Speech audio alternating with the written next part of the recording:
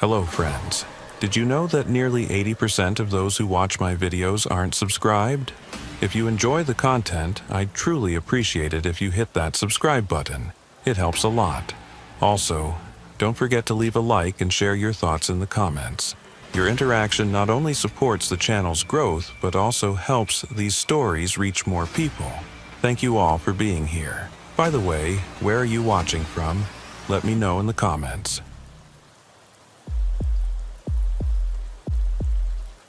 The checkpoint sat at the edge of a dense spruce forest, where the Quebec-Ontario line cut through terrain so thick you couldn't see 20 meters into the trees. Laurent Duplessis had worked this post for 6 years, and he knew the rhythm of traffic here. The logging trucks before dawn, the occasional lost tourist, the regularity of silence between midnight and 4.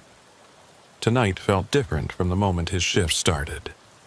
The air had that peculiar stillness that comes before snow, though the forecast promised clear skies.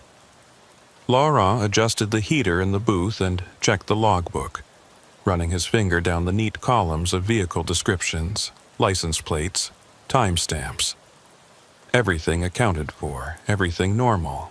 At 1:47 a.m., he stepped outside to walk the perimeter. The cold hit his face like a slap, sharper than it should have been for October. His flashlight beam cut through the darkness, illuminating the empty roadway that stretched into Quebec, the faded yellow line disappearing into the tree line. He checked the tire detection strips embedded in the pavement, the sensors that would alert him to any approaching vehicle. All quiet, all still. Laurent walked the fence line, his breath forming small clouds in the frigid air. The forest pressed close on both sides, a wall of black punctuated by the occasional gleam of his flashlight on bark. He'd almost completed his circuit when he noticed the tire tracks. Fresh ones, deep treads pressed into the soft shoulder. He crouched down, examining them with his flashlight. The tracks came from the Quebec side, ran straight to the checkpoint, then stopped. Just ended, right there at the detection strip. No corresponding tracks on the Ontario side. No record of any vehicle passing through. Laurent stood up slowly, scanning the darkness. A logging truck rumbled past on the main road, and Maeve Kavanagh leaned out her window as she pulled up to the booth. She'd been running this route for 15 years, always friendly, always punctual. "Cold one tonight, Laurent," she said, handing over her manifest. "You see any vehicles on your way in?" he asked, checking her paperwork without really looking at it.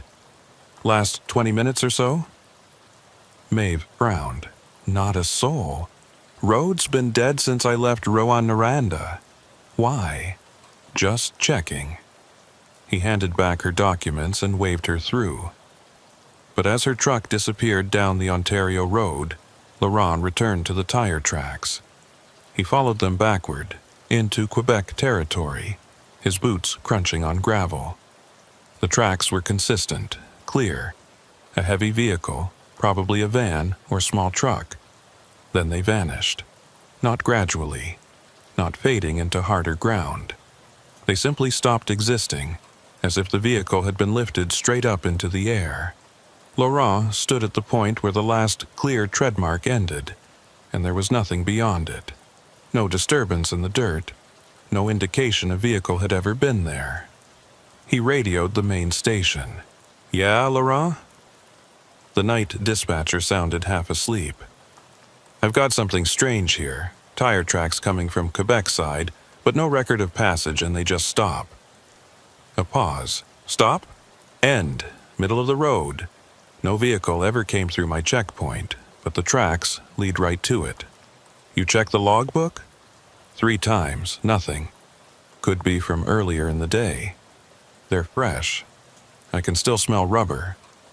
Another pause, longer this time. "Want me to send someone?" Laurent looked back at the checkpoint, its lights warm and inviting against the surrounding darkness. Then he looked at where the tracks ended, a perfect termination point that made no sense. "No," he said finally. "I'll keep monitoring." But for the rest of his shift, Laurent couldn't shake the feeling that something had passed through. Something that didn't want to be recorded. At 3:15 a.m., his radio crackled with a call from Nolan Petrie, the caretaker at the provincial park about 15 kilometers into Ontario. Nolan sounded rattled. "Laurent, you on duty tonight?" "Yeah, Nolan. What's wrong?" "Did you let anyone through in the last hour, heading east?" Laurent's grip tightened on the radio. "Negative, why? I've got fresh tire tracks all over the main parking area. Deep ones, like someone was doing circles. But I've been here since midnight and I haven't seen a single vehicle. Gates have been locked." Laurent felt something cold settle in his stomach. What kind of tracks? Van, maybe, or small truck, heavy load by the look of it. The same tracks, they'd reappeared kilometers away on the wrong side of the border. "Nolan, lock yourself in the office, I'm calling this in." But when the main patrol arrived an hour later, both sets of tracks had faded. Not washed away by rain or covered by snow, just lighter, fainter, as if whatever made them was slowly being erased from the world. The senior officer, a woman named Brisbois, who'd worked the border for 20 years, walked the perimeter with Laurent as dawn broke. She examined where the tracks had been, now barely visible depressions in the earth. "You're sure about what you saw?" she asked. "I photographed them," Laurent said, pulling out his phone. But when he opened his camera roll, the photos showed only empty road. Clear, perfect asphalt with no tire marks at all. He scrolled through frantically, but every image was the same. "I took 6 photos," he said, his voice hollow. "They were right there." Brisbois gave him a long look. "You've been working nights for 6 years, Laurent. Sometimes the mind plays tricks. Nolan saw them too, at the park. Nolan called in sick this morning," Brisbois said quietly. "Said he needed a few days." Laurent drove home as the sun rose, painting the forest in shades of gold and amber. His hands were steady on the wheel, but his mind wouldn't settle. The photos had been there. He'd watched the shutter click, seen the images appear on his screen. He pulled into his driveway and sat for a moment, engine idling. That's when he noticed his odometer. When he'd left for work last night, it had read 847,392 kilometers. Now it showed 847,377, 15 kilometers less than when he'd started his shift. As if the distance he'd driven simply hadn't happened. Laurent turned off the engine and went inside. He didn't go back to work for 3 days. When he finally returned, there was a note in the logbook, written in handwriting he didn't recognize, dated the night of his shift. It read, 2:14 a.m., white cargo van, Quebec plates, waved through, routine check. But Laurent had been alone that night, he was certain of it. He flipped back through previous entries, checking the handwriting. It matched his own perfectly. Same loops on the G, same slant to the numbers, but he had no memory of writing it. No memory of any white van. That night, Maeve came through again on her regular route.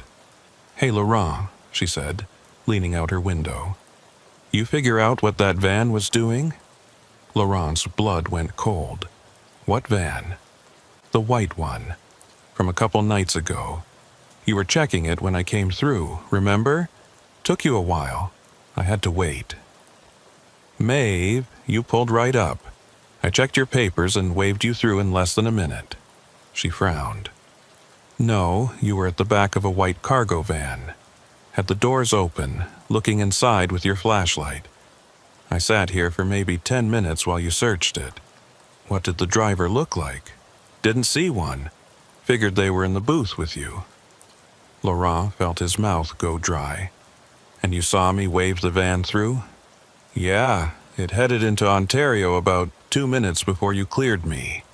But there was no record. No entry. No memory." That weekend, Laurent drove to the provincial park. Nolan was there, looking haggard and older than his 53 years. They sat in the parking lot watching families unload camping gear, normal and safe in the daylight. "I can't explain the tracks," Nolan said finally. "I watched them fade, like someone was erasing them with a giant invisible eraser bit by bit. Started at the edges and worked inward."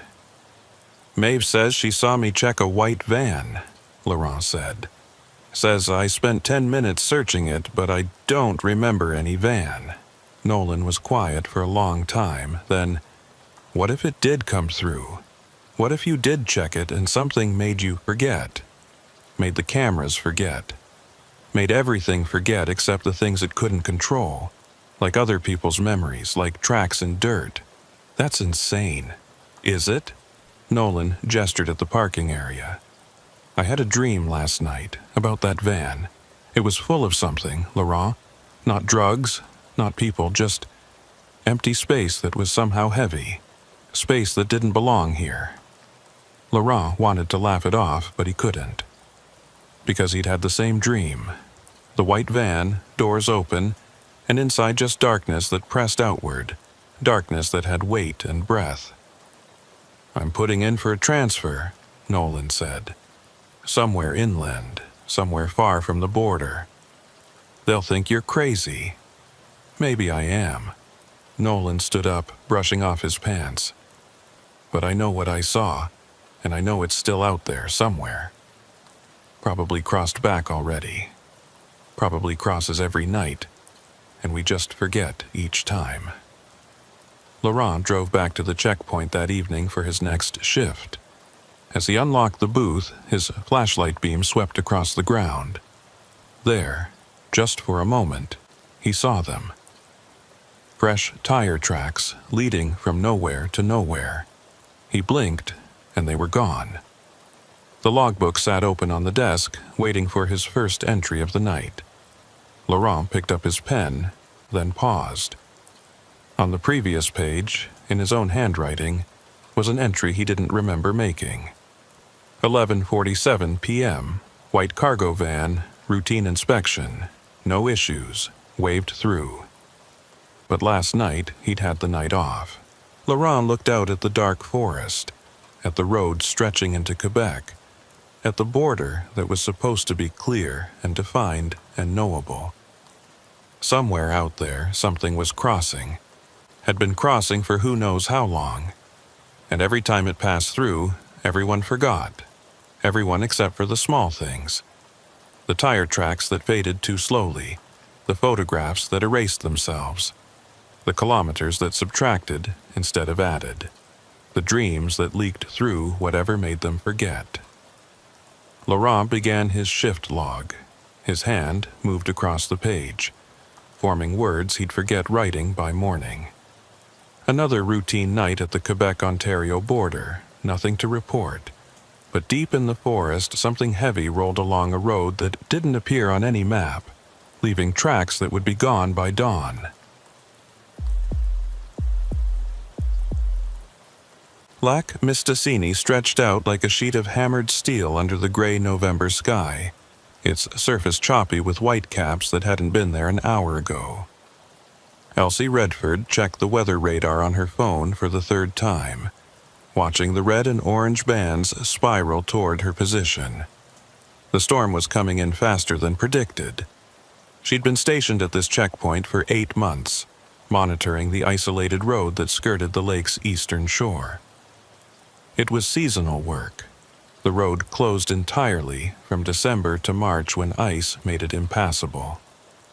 Most days she saw maybe a dozen vehicles, fishermen heading to the lodges, supply trucks, the occasional lost tourist who'd taken a wrong turn 50 kilometers back. Today, she'd seen no one. The radio on her dash crackled with static, and she adjusted the frequency. The main station was spotty out here even in good weather. In a storm, communication could drop entirely for hours. "Station 12, this is Central. Do you copy?" "Copy Central. This is Redford." "Storm's escalating. We're closing the northern bridge in 30 minutes. Anyone on your side needs to cross now or hunker down for the night. Elsie looked at her log. Empty since 9 a.m. No one's come through today. I'll secure the checkpoint and wait it out. Copy that. Check in at 2200. The connection dissolved into white noise. Elsie gathered her things from the small booth. Thermos, paperwork, the mystery novel she'd been reading. The station building was 50 meters up the road, a squat concrete structure with a generator and bunks for nights like this. She'd ridden out storms here before, but something about today felt wrong. The wind picked up as she crossed the distance, carrying with it the smell of deep water and something else, something organic and old, like vegetation that had been underwater too long. The lake was invisible now behind sheets of rain that swept across the road in gray curtains. She unlocked the station and stepped inside, shaking water from her jacket. The interior was cold but dry. She flipped the generator switch and lights buzzed to life overhead, harsh fluorescent white against the storm-darkened windows. The radio on the desk crackled. Station 12. Elsie grabbed the handset. This is Redford. Go ahead. Only static answered. She adjusted the dial, running through frequencies. The storm was playing havoc with reception. She was about to give up when a voice emerged from the noise, clear and calm despite the interference. Bridge is compromised. Do not attempt crossing. Copy that, Elsie said. This is Officer Redford at Station 12. Who am I speaking with? North access is flooded. Detour required. The voice had a strange quality to it. Flat and without inflection. Elsie frowned at the radio. Identify yourself, please. Which station are you calling from? Take the service road, 2 kilometers east. Follow the markers. What service road? There's no service road on this route. But the voice continued as if she hadn't spoken. Water is rising. Current route will be impassable by 1800 hours. Use alternate path. Elsie felt a chill that had nothing to do with the cold. Listen, I don't know what you're talking about. There is no alternate path. And how do you know my position? The static swelled, then faded. When it cleared, the voice was still there. Todd O'Rourke, Station 12. Do you copy? Elsie's hand tightened on the handset. Todd O'Rourke was the fishing guide who worked the lake, running tourists out to the deep spots. She'd met him a few times. Quiet man, kept to himself, knew the water better than anyone. Todd, is that you? What are you doing on this frequency? 2 kilometers east, service road. Follow the markers before dark. Todd, you're not making sense. Where are you calling from? The line went dead. Elsie stared at the radio, then grabbed her phone. No signal. The storm had killed the cell towers. She was completely cut off except for the radio, and that clearly wasn't reliable. Outside, the rain intensified, hammering against the roof like handfuls of gravel. Thunder rolled across the lake, deep and continuous. She tried the radio again. Central, this is Station 12. Do you copy? Nothing but static. Any station. This is Officer Redford at Station 12. I'm receiving strange communications on this frequency. Please respond. The speaker crackled. Service road, 2 kilometers east. Water is rising. It was the same voice, the same flat, emotionless delivery. But now Elsie wasn't sure it was Todd at all. The cadence was wrong. The words too measured, too mechanical. Who is this? She demanded. Identify yourself immediately. Follow the markers. Station 12. Time is limited. Elsie switched off the radio. Her hands were shaking slightly. This was wrong. All of it was wrong. There was no service road. She'd driven this route 100 times.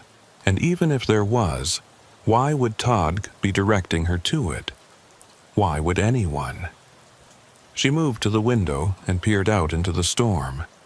The rain was so heavy she could barely see the checkpoint booth. Beyond that, The road disappeared into gray nothing. A flash of lightning illuminated the landscape for a brief second. In that moment of brightness, Elsie saw a figure standing beside the booth. Tall, wearing what looked like fishing waders and a heavy coat. Just standing there in the downpour, motionless. Thunder crashed overhead. When her vision cleared from the flash, the figure was gone. Elsie stepped back from the window, her heart hammering. She told herself it was nothing. A trick of the light, the storm playing with shadows. But she'd seen someone. She was sure of it. The radio crackled back to life on its own. The voice returned, but this time there were two of them, speaking in unison. "Service Road, 2 kilometers. Follow the markers. Time is limited. Water is rising. Station 12. Do you copy?" Elsie grabbed the handset. "This is not funny. Who is broadcasting on this frequency?" "Bridge is compromised. Detour required. 2 kilometers east. There is no bridge near here, and no service road." But even as she said it, doubt crept in. She knew this area well, but in 8 months had she explored every side road? Every access point? The lake was huge, with dozens of fishing camps and maintenance trails.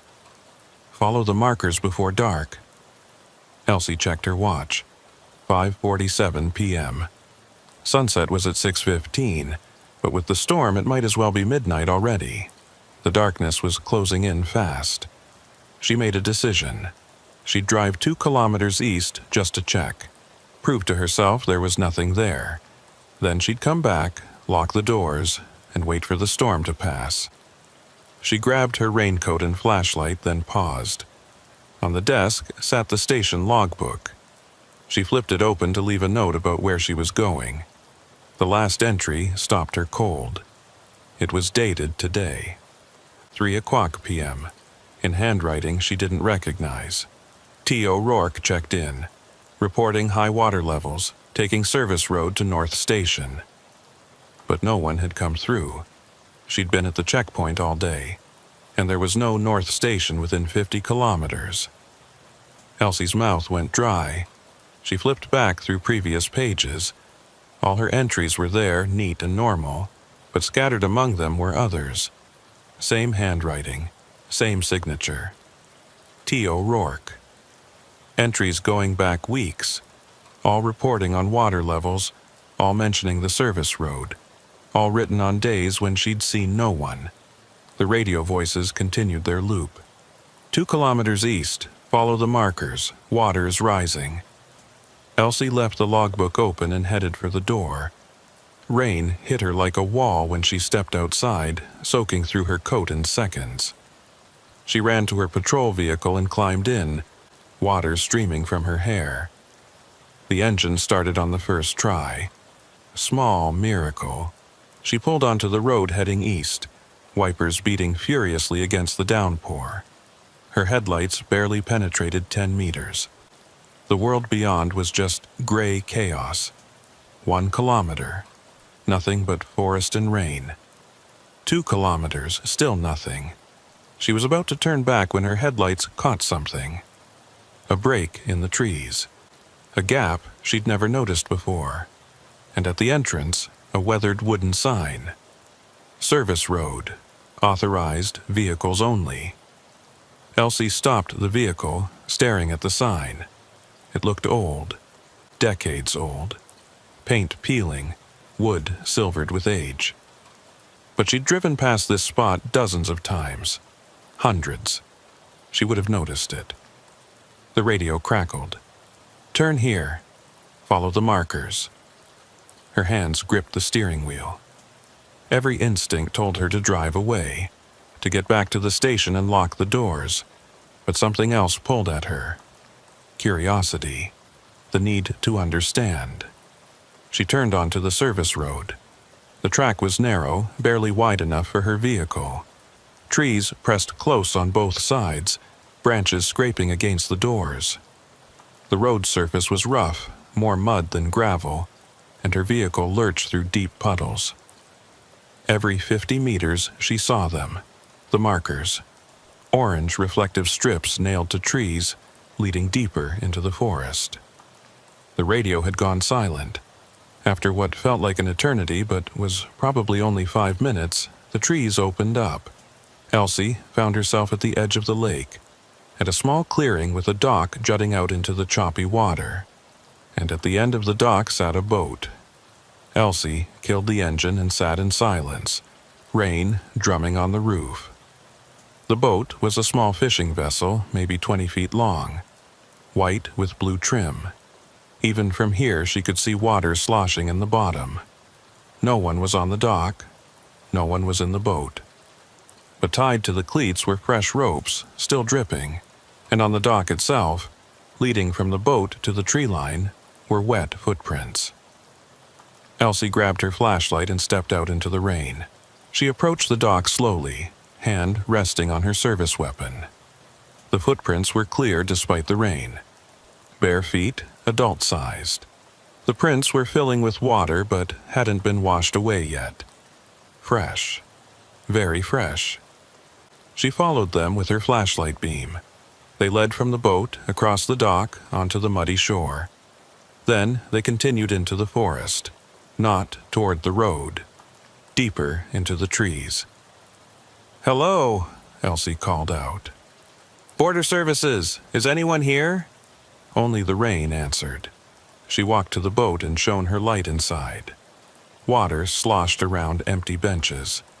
Fishing rods lay scattered across the bottom. A tackle box had spilled open, lures glinting in her flashlight beam. On the center bench sat a radio, the same make and model as her patrol radio. It was on. The frequency display glowed green in the darkness. Elsie reached for it, then froze. The radio crackled to life. "Station 12. Did you follow the markers?" The voice was coming from right there, from the radio in the boat. But it was impossible. She had the only patrol radio for kilometers. "Who are you?" she whispered. "Water is rising. Time is limited." Elsie backed away from the boat, her light sweeping the clearing. The footprints continued their path into the forest, but now she saw something else. More prints coming from a different direction. Dozens of them. All bare feet. All converging on the dock. All heading into the forest. She ran back to her vehicle and locked the doors, hands shaking as she started the engine. The service road seemed longer on the way back, the trees closer. Twice she thought she saw figures standing among the trunks, pale and still. But when she looked directly at them, there was nothing. She burst back onto the main road and floored it towards the station. The rain was letting up slightly, the worst of the storm passing. But the light was almost gone. Back at the station, Elsie slammed the door behind her and engaged the deadbolt. She was soaked through, shivering. She grabbed a towel from the supply closet and dried her face with trembling hands. The logbook still lay open on the desk, except now there were new entries. Fresh ink, still slightly wet. 6:23 p.m. E. Redford followed markers, arrived at dock, saw the gathering, and below it, in the same unknown handwriting, 6:31 p.m. E. Redford returned. Water level critical. Road will close. Elsie hadn't written either entry. She looked at her watch. 6:31 p.m. exactly. Someone had been writing in the logbook while she was gone, while the station was locked and empty. The radio on the desk sparked to life one more time. "Station 12, thank you for your service." Then came another voice. Todd's voice, but different now. Warmer, more human. "Tell Marin I'm sorry. Tell her I tried to come back." Marin Cloutier was the clerk at the main station. Elsie had met her a few times. Pleasant woman. Widowed, if she remembered right. Husband had drowned in the lake years ago. Fishing accident. His name had been Todd. The radio went silent. This time, Elsie knew it wouldn't come back on. She moved to the window and looked out at the lake, barely visible in the dying light. The water was higher than she'd ever seen it, lapping at the edges of the road. In the distance, she could see the dock she'd just left. And on it, illuminated by a brief flash of lightning, dozens of figures stood in a line, all facing the water, all perfectly still. By the time the thunder reached her, they were gone. The storm passed during the night. By morning, the lake had receded to normal levels. The road was clear. The sun shone through broken clouds like nothing had happened. Elsie drove to the 2-kilometer mark and looked for the service road. There was no gap in the trees, no weathered sign. Just unbroken forest, same as always. She filed her report, leaving out most of what had happened. Equipment malfunction. Strange radio interference. Nothing unusual otherwise. But she photocopied the logbook pages first. The entries in unknown handwriting. The notes about water levels and service roads and gatherings at the dock. When she brought the logbook to the main station, Marin Cloutier was at the front desk. Elsie hesitated, then asked, "Marin, can I ask you something personal?" "Of course." "Your husband, the one who drowned, what was his name?" Marin's expression softened with old grief. Todg O'Rourke. "Why do you ask?" "Did he fish Loch Mistassini?" "All the time. He loved that lake." She smiled sadly. "He always said if he died out there, he'd find a way to help others, to warn them when the water got dangerous. He hated the thought of anyone else drowning like he did." Elsie nodded slowly. "How long ago did it happen?" 12 years. November. During a storm. The same month. The same kind of weather." Elsie thanked her and left. She never worked Station 12 again. Requested a transfer the following week, and it was approved without question. But sometimes, on stormy November nights, she still hears that flat, emotionless voice on her radio at home, even though it's not turned on, even though it's not plugged in. Water is rising. Follow the markers. Time is limited. And she wonders how many others received the same message over the years. How many followed the service road that appeared only when the lake grew hungry? How many made it back? The logbook still sits in evidence storage. New entries appear in it occasionally, according to the clerk who checks it weekly. Always the same handwriting. Always reporting water levels. The ice road stretched ahead like a pale scar across the frozen tundra, disappearing into the gray-white horizon where sky met earth without distinction. Baptiste Tremblay had been driving this route for 3 winters now, and he still couldn't shake the feeling that the land here didn't want people. It tolerated them. Barely. His patrol truck's heater fought a losing battle against the -40 cold seeping through every seal and gap. Outside, nothing moved. No wind, no wildlife. Just the endless white and the groan of ice beneath his tires. The radio crackled. "Patrol 7, this is base. Do you copy?" Baptiste grabbed the handset, grateful for the human voice. "Copy, base. This is Tremblay. We've got a situation. Cargo truck, registry number TN47Y9, should have reached checkpoint Delta 2 hours ago. No sign of them. Last GPS ping puts them on your route, about 40 kilometers north of your position." Baptiste checked his dashboard GPS. The route was a straight line for the next 60 kilometers. Hard to get lost on an ice road. There was literally nowhere else to go. "Copy that. Description: white freightliner, pulling a 40-foot refrigerated container. Driver is Sigrid Halverson. She's experienced, been running this route for years. Cell's not responding. Weather's clear. She should have made it through." "That's what we thought. Can you run up and check? Could be mechanical trouble." "On my way." Baptiste accelerated carefully. Speed on ice roads was tricky, too fast, and you could hit a weak spot. Too slow, and you might not generate enough momentum to cross questionable sections. The sweet spot was around 40 kilometers per hour. He drove for 20 minutes, watching the kilometers tick by on his odometer. The landscape remained featureless. White on white on white. Then he saw it. The truck sat in the middle of the road, engine running. Exhaust plumed from the stack in thick white clouds. The refrigeration unit on the trailer hummed audibly, even from a distance. But the truck wasn't moving. Baptiste pulled up behind it and killed his engine. He radioed base. Found the truck, stationary but running. I'm going to check it out. Copy. Be careful. The cold hit him like a physical force when he opened the door. His breath froze instantly into ice crystals that hung in the air. He pulled his parka hood tight and walked toward the truck, boots crunching on packed snow. Everything looked normal. No visible damage. No signs of an accident. The truck just sat there, idling. Baptiste walked around to the driver's side and climbed up on the running board. He knocked on the window. No response. He tried the door. Unlocked, he pulled it open and looked inside.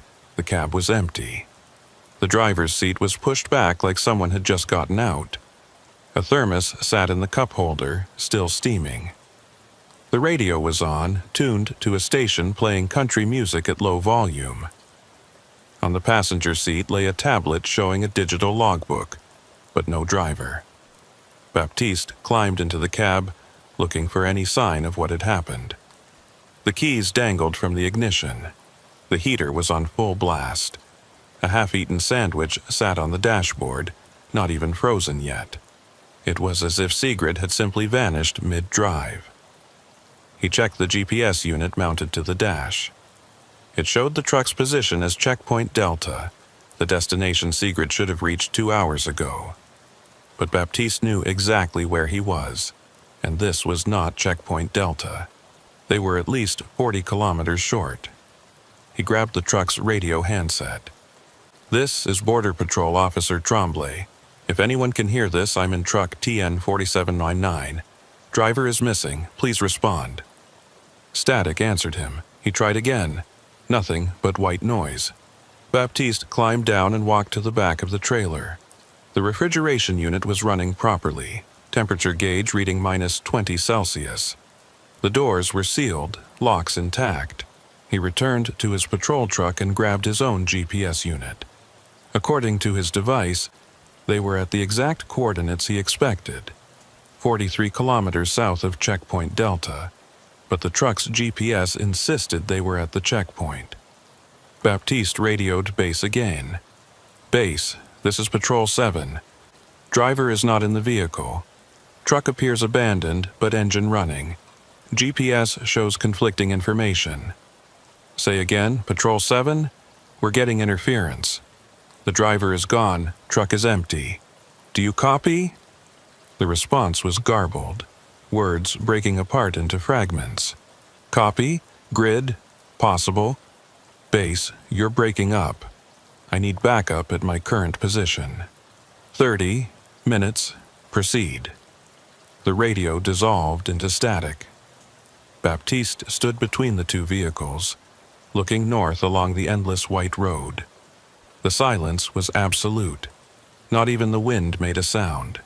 It was the kind of quiet that pressed against your eardrums, that made you aware of your own heartbeat. He walked a circle around both vehicles, looking for footprints other than his own. The snow was undisturbed. If Sigrid had left the truck, she'd done so without leaving a trace, unless she'd left before the snow stopped falling. But when had it snowed last? Not since yesterday afternoon. Baptiste checked the time. 2:47 p.m. Sunset in about 30 minutes, and then the temperature would plummet another 10 degrees. He made a decision. He'd drive ahead, following the route to Checkpoint Delta. Maybe Sigrid had walked forward for some reason. Maybe she'd gotten disoriented, thought the checkpoint was closer than it was. He climbed back into his patrol truck and started the engine. As he pulled around the cargo truck, he glanced at the driver's side mirror. In the reflection, he saw someone sitting in the truck's cab. Baptiste slammed on his brakes and twisted around to look. The cab was empty. He sat very still, heart pounding. Then he looked at his mirror again. Nothing, just the empty truck. His hands were shaking slightly as he put the vehicle in gear and continued north. The kilometers passed slowly. Baptiste kept checking his GPS, watching the distance to checkpoint Delta decrease. 55 kilometers. 50. 45. At 43 kilometers, something made him look at his odometer. He'd driven 11 kilometers from where he'd found the truck. But according to his GPS, he'd only covered 3. Baptiste stopped the vehicle and stared at the numbers. That was impossible. The GPS and odometer should match. They always matched. He looked out at the road ahead. Perfectly straight. Perfectly empty. He put the truck in gear and drove another 5 kilometers according to his odometer. The GPS showed he'd moved 2 kilometers. Something was wrong with the distance, with the space itself. He was driving, covering ground, but the coordinates weren't changing at the rate they should. Baptiste grabbed his radio. "Base, I've got a major equipment malfunction, both GPS and..." He stopped. Ahead on the road, maybe 200 meters distant, sat the white Freightliner. The same truck, the same position, engine running, exhaust plume rising into the gray sky. Baptiste felt cold that had nothing to do with the temperature. He'd driven 15 kilometers. He should be far ahead of where the truck had been, unless he hadn't driven anywhere at all. He checked his fuel gauge. It had dropped by exactly the amount it should have for 15 kilometers of driving. His odometer confirmed the distance. But the GPS, and now his own eyes, said something different. He was back where he'd started. Baptiste put the vehicle in reverse and looked at his mirrors. Behind him, the road stretched empty to the southern horizon. He drove backward for a full minute, then stopped and looked forward again. The cargo truck sat ahead of him. Same distance. Same position. He tried driving forward. Same result. No matter how far he went, the truck remained 200 meters ahead, always just out of reach. Baptiste's breath was coming faster now. He forced himself to calm down, to think. This had to be some kind of optical illusion. The flat landscape, the uniform whiteness, it was playing tricks with perspective. He drove forward again, this time watching the truck carefully. He saw details emerge as he approached. The company logo on the door, the license plate, individual rivets on the trailer panels. He was getting closer. At 50 meters, he could see frost patterns on the cab windows. At 20 meters, he could read the individual letters on the registration sticker. At 10 meters, the truck started moving forward, not accelerating like a normal vehicle, just sliding forward at exactly the same speed Baptiste was approaching, maintaining the constant distance between them. Baptiste stopped his truck. The cargo truck stopped too. He sat there, hands gripping the wheel, watching the other vehicle's exhaust continue to plume. After a long moment, he reached for the door handle. Maybe he needed to walk. Maybe that would break whatever was happening. He stepped out into the cold and started walking toward the truck, each step crunching in the snow. 10 steps. 20.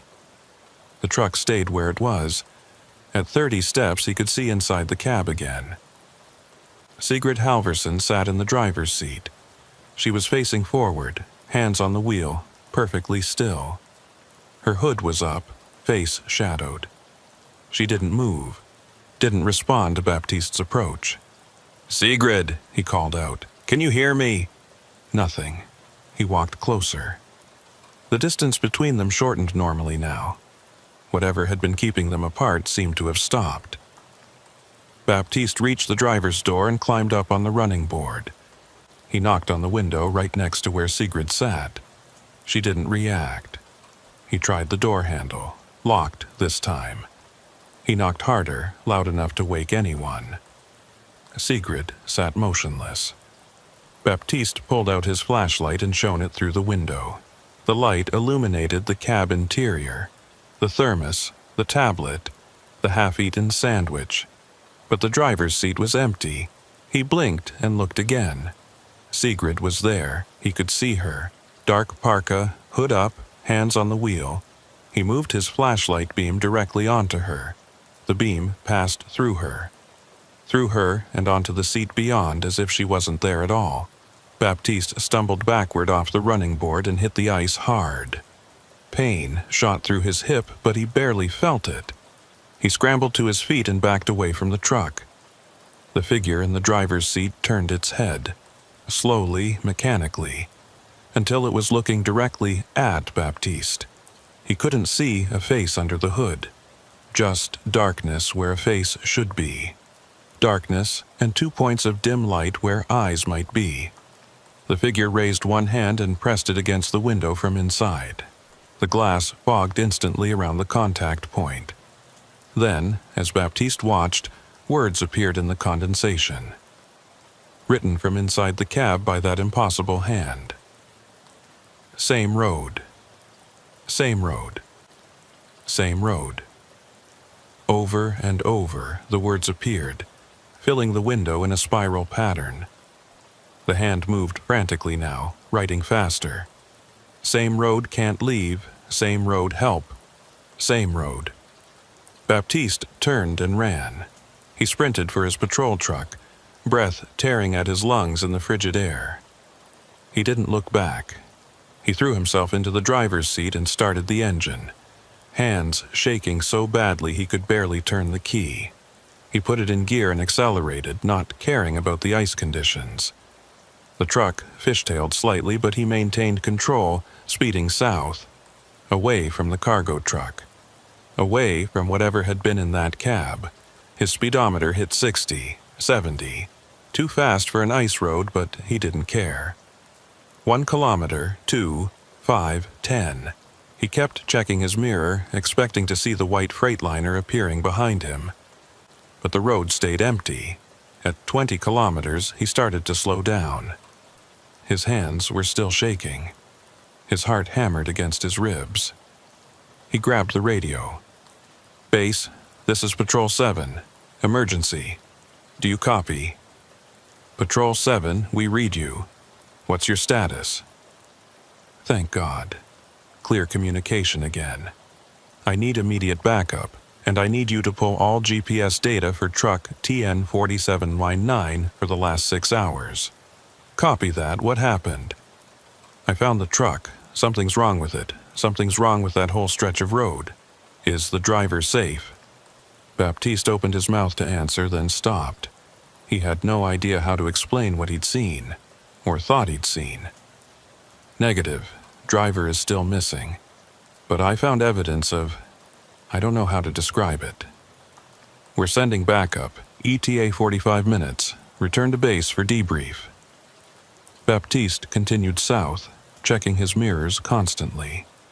The cargo truck didn't reappear. The road stayed normal. His GPS and odometer matched properly again. When he finally reached base 3 hours later, the outpost medic, Hugh Arlen, was waiting. He checked Baptiste for frostbite and hypothermia, then sat him down with hot coffee. "You look like you've seen something," Hugh said quietly. "I don't know what I saw. Try me. I've been up here 7 years. I've heard everything." So Baptiste told him. The repeating distance, the figure in the cab, the words in the fog. Hugh listened without interruption. When Baptiste finished, the medic was quiet for a long time. Then he went to a filing cabinet and pulled out a folder. 3 years ago, Hugh said, we had another truck disappear on that stretch. Different company, different driver. Found the truck 2 weeks later, covered in snow. Engine had run until it ran out of fuel. Did you find the driver? Yeah, frozen solid. Still in the cab, hands on the wheel. Hugh opened the folder and pulled out a photograph. But here's the thing, look at this. The photo showed the inside of a truck cab. The windshield was fogged, and written in the condensation from the inside were words. Same road, can't leave same road. The exact same words Baptiste had seen. The driver had been dead for at least 10 days when we found him, Hugh continued. But his GPS log showed he'd been driving the entire time. 40 kilometers of road, over and over for 10 days straight.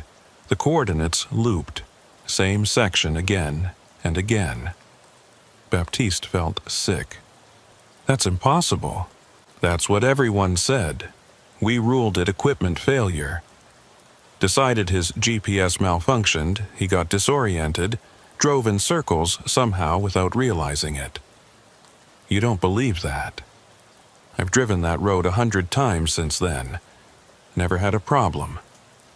Hugh closed the folder. But twice now, in the dead of winter, someone's gotten caught in that 40-kilometer stretch, and they never make it out. What about Sigrid? The backup team reached the location you reported. No truck, no evidence of any vehicle being there. Fresh snow, completely undisturbed. That's impossible. I saw it. I touched it. I believe you. But according to every record we have, truck TN 4799 is still on the road somewhere. Still moving. Its GPS keeps pinging, showing it driving north toward Checkpoint Delta. Same 40 kilometers, over and over. Baptiste stood up, coffee forgotten. We have to find her.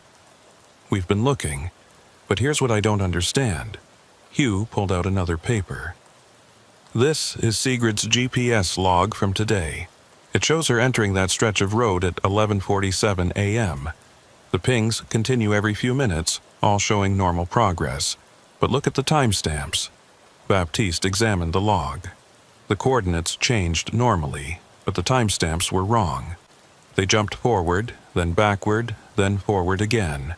11:47, then 12:03, then 11:58, then 12:15, then 11:52. The road doesn't just loop in space, Hugh said quietly. It loops in time too. She's stuck in those same moments, driving the same distance again and again. And every time she completes the loop, she probably forgets she already did it. Starts fresh, thinking this is the first time. How do we get her out? We don't. We can't even find the loop unless it wants to be found. You stumbled into it somehow, but you got back out. Most people don't. Baptiste looked at the GPS log again. The timestamps continued their impossible dance. Somewhere out there, on 40 kilometers of frozen road, Sigrid Halverson was still driving. Still trying to reach Checkpoint Delta, still believing this was the first time, and she'd keep driving forever. He left the outpost that night and drove home on numb autopilot. But before he reached his apartment, he found himself pulling over, checking his own GPS. The coordinates were normal, everything was normal, except his odometer showed he'd driven 16 kilometers since leaving base. The GPS showed 12. Baptiste sat in his idling truck, staring at the numbers. Behind him, headlights appeared on the dark road. Another vehicle approaching. He watched it in his mirror, getting closer. It was a white Freightliner, pulling a refrigerated trailer. It passed him without slowing and continued down the road. He couldn't see the driver through the tinted windows, couldn't see the registration number in the dark. But as it passed, he heard it. The faint sound of a hand slapping against glass from inside the cab. And through the sleeper compartment window, barely visible, words appearing in the fog. Same road. The truck disappeared into the darkness ahead. Baptiste checked his fuel gauge, his GPS, his mirrors. Everything looked normal. Everything felt wrong. He pulled back onto the road and drove home carefully, counting every kilometer, checking each reading twice. When he finally parked outside his building, his odometer and GPS matched perfectly. But in his logbook, which he kept on the passenger seat, a new entry had appeared in handwriting that wasn't his. Officer B. Tremblay, Patrol 7, entered Loop 1423, still searching for exit. Distance covered, 43 kilometers. Distance traveled, 0 kilometers. And below it, in the same hand, if you're reading this, you're already inside. Baptiste never returned to patrol duty. He requested immediate reassignment to desk work, and it was granted without question. Hugh Arlen told him others had done the same after encountering the loop. The ice road still operates every winter. Trucks still run that route. Most make it through without incident, but every few years, one doesn't arrive at Checkpoint Delta. The GPS keeps pinging. The coordinates keep looping. And somewhere in the endless white, on 40 kilometers of frozen road that exists in its own circle of time and space, drivers keep trying to reach their destination. They'll never make it, but they'll never stop trying. The St. John River was running high, brown water churning with debris from upstream. Ishbel McCready stood at the crossing station watching tree branches and pieces of dock lumber sweep past in the current. The spring melt had come early this year, and heavy rains had turned the usual calm crossing into something dangerous. They should have closed the ferry route yesterday, but commerce demanded the crossing stay open as long as possible, and Ishbel's job was to process whatever came through. Border officer for 12 years, and she'd never seen the river like this. The water had risen 3 feet in the last 24 hours, lapping at the base of the station building. Her radio crackled. "Station 4, this is Central. Ferry's running late. Should have been there 30 minutes ago." Ishbel checked her watch. 7:47 p.m. The last ferry was supposed to dock at 7:15. "Copy that. River conditions are bad. They probably slowed down for safety." Cormac called in from the dock at 6:30, said he was making the crossing. "Should have reached you by now." Cormac Leahy had been running the ferry for longer than Ishbel had worked the crossing. If anyone could handle rough water, it was him, but even Cormac had his limits. "I'll watch for them. Weather's getting worse, though. Keep us posted." Ishbel moved to the window overlooking the river. Rain streaked the glass, and beyond it, the water looked more like an ocean than a river. White caps broke against the pilings, and the current pulled south with visible force. No lights on the water. No sign of the ferry. She went outside, pulling her hood up against the rain. The dock stretched into the river, waves sloshing over its surface. The security lights cast yellow circles that barely penetrated the darkness and precipitation. Still, no ferry. Ishbel walked to the end of the dock, careful of her footing on the slick boards. The river roared around her, and she could feel the vibration through the pilings. Upstream, where the ferry should appear, there was only darkness and rain. She was about to head back inside when she saw it. A light, dim and yellow, moving through the rain. The ferry emerged from the darkness like a ghost, riding low in the water. Its running lights were off. Only a single lantern swung from the wheelhouse, giving it that strange, dim glow. Ishbel waved her flashlight, signaling the approach. The ferry changed course slightly, angling toward the dock. It moved wrong, though. Too slow. Not fighting the current the way it should be. It drifted more than motored. The ferry bumped against the pilings with a hollow thud. Ishbel grabbed her radio. "Central, ferry's here. Coming in dark. Something might be wrong." "Copy. Let us know when you've checked it out." Ishbel secured the mooring lines as the ferry settled against the dock. The deck was empty. No crew visible. The wheelhouse windows were dark except for that single swinging lantern. "Cormac?" she called out. "You okay?" No answer. She stepped aboard carefully, the ferry rocking beneath her. Water sloshed across the deck, more than there should be. The ferry was taking on water somewhere, riding at least 6 inches lower than normal. "Cormac!" She made her way toward the wheelhouse. The door was closed, but unlocked. Ishbel pushed it open and stepped inside. Cormac sat at the wheel, facing forward. His rain gear dripped water onto the floor. His hands rested on the controls. "Cormac, are you—" He turned to look at her, and Ishbel's words died in her throat.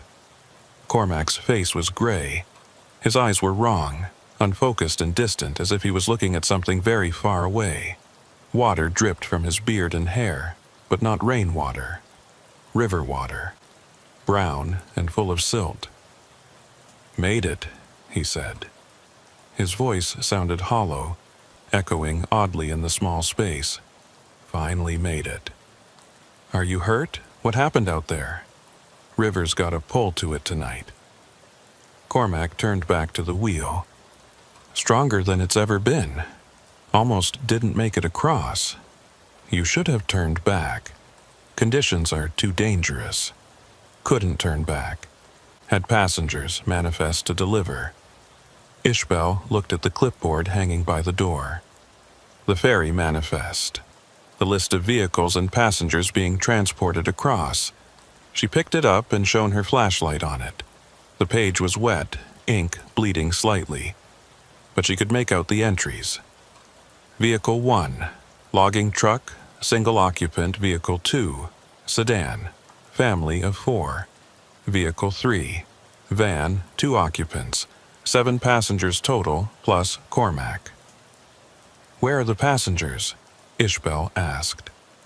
Cormac gestured toward the deck without looking. "Out there, waiting for processing." But Ishbel had seen the deck. It was empty. She left the wheelhouse and walked to the vehicle area. 3 vehicles sat there, exactly as the manifest described. A logging truck with mud-spattered sides, a family sedan with Quebec plates, a white van with tinted windows, all empty. Ishbel checked each vehicle carefully. The truck's cab smelled of coffee and cigarettes. The sedan had child seats in the back, toys scattered on the floor. The van's interior was clean and bare, but no people. She returned to the wheelhouse. "Cormac, where are your passengers?" "Right there on the manifest. 7 of them. The vehicles are here, but the people aren't."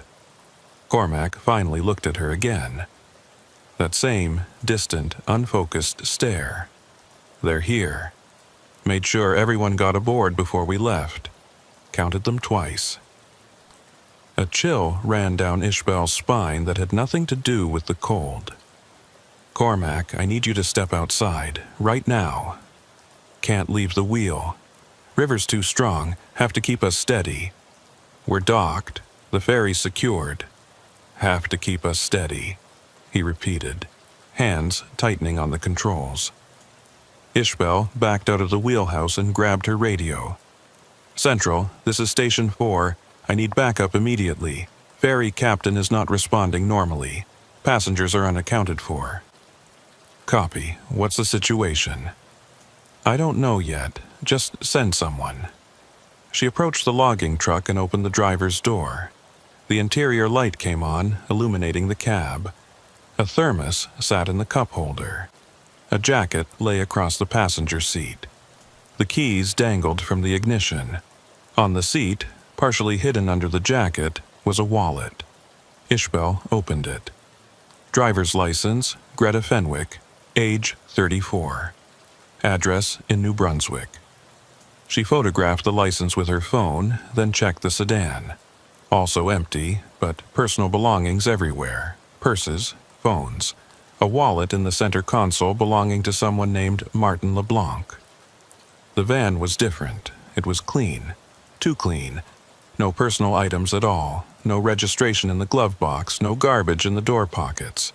just empty space that smelled faintly of river water. Ishbel returned to the dock and called Central again. "Run these names for me. Greta Fenwick and Martin LeBlanc.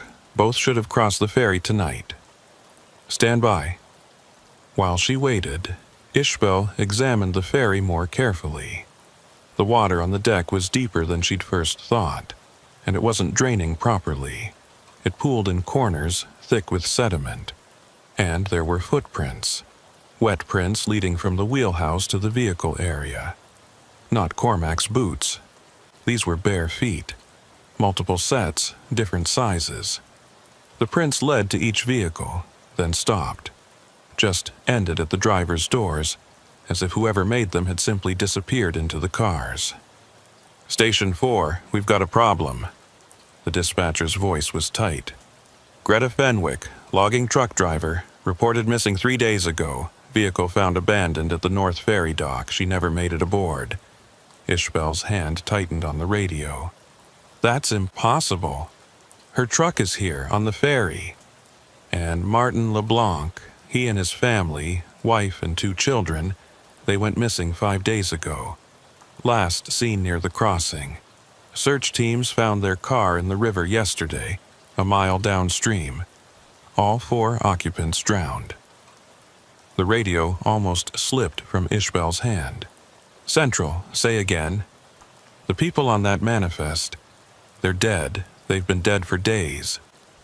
Ishbel looked at the ferry, at the 3 vehicles sitting there with their owners' belongings still inside, at the footprints leading nowhere.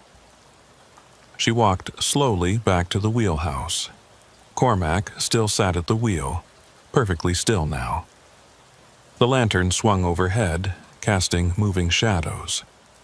"Cormac, when did you leave the North Dock?" 6:30. Like always. "Did you check your passengers? Did you verify they were alive?" For the first time, Cormac's expression changed. Confusion flickered across his gray face. "They were there.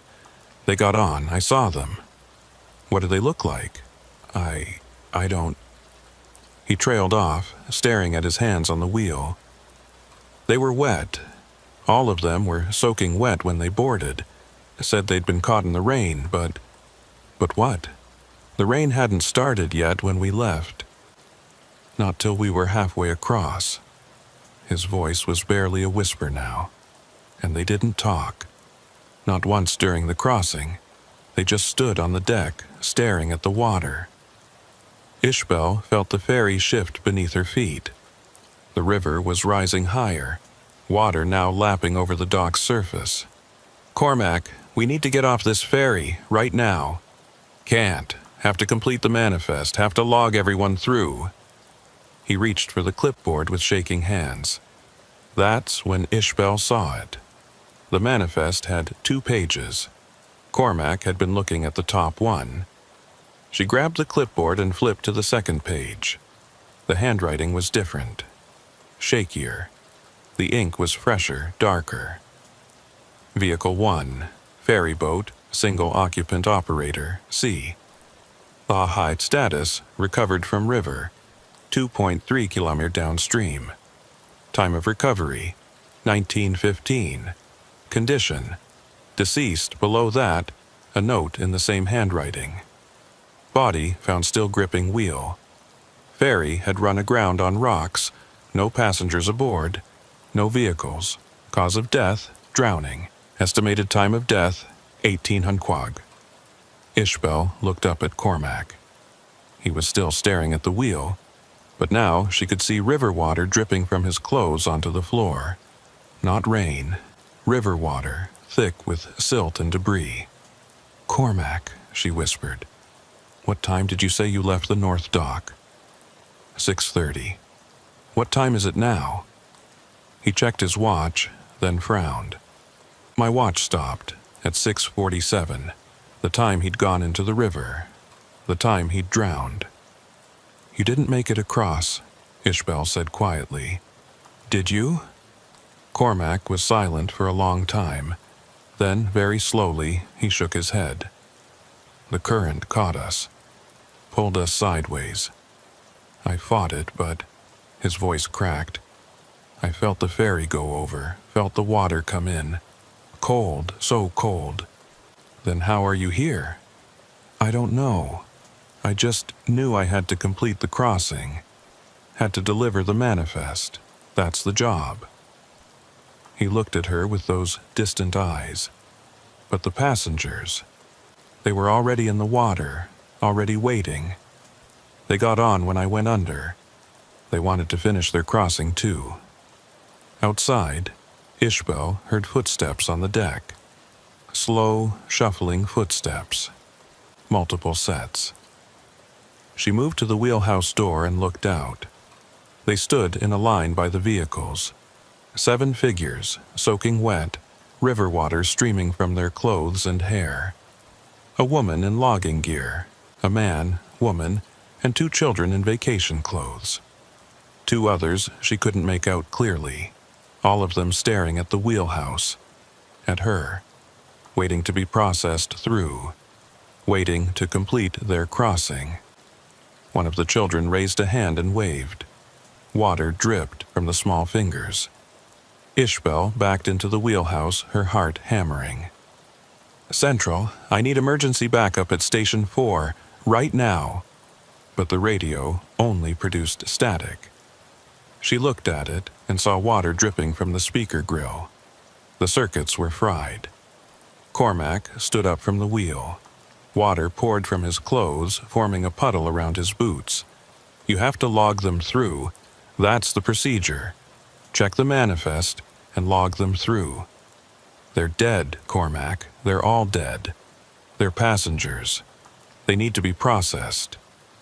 He moved toward her, and with each step more water sloshed from his clothing. Please. It's the only way to finish the crossing. The footsteps on the deck were getting closer, coming toward the wheelhouse. Ishbel grabbed the manifest and ran.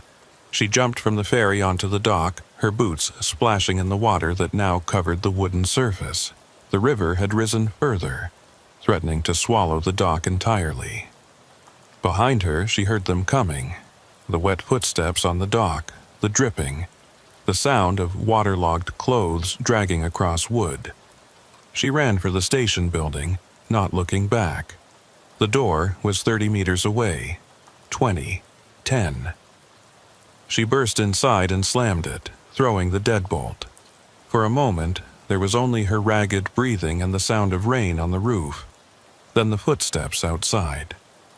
Slow, deliberate. They surrounded the building. A knock on the door, soft and polite. Ishbel stood frozen, staring at the door. Another knock, then a voice, thin and waterlogged. Processing, please. We need to be logged through. More voices joined in. The logger, the family, all of them asking, pleading, to be processed through, to complete their crossing. Ishbel looked at the manifest still clutched in her hand. Both pages were there, water-stained and real. She stared at the entries, at the impossible truth written in 2 different hands. The knocking continued, patient, persistent. We've been waiting so long, a child's voice said. Please let us finish. Please let us through. Ishbel backed away from the door. She grabbed the landline phone. It still worked. She called Central and reported everything in a voice that shook despite her efforts to control it. They told her to stay inside. Help was coming. But the knocking didn't stop.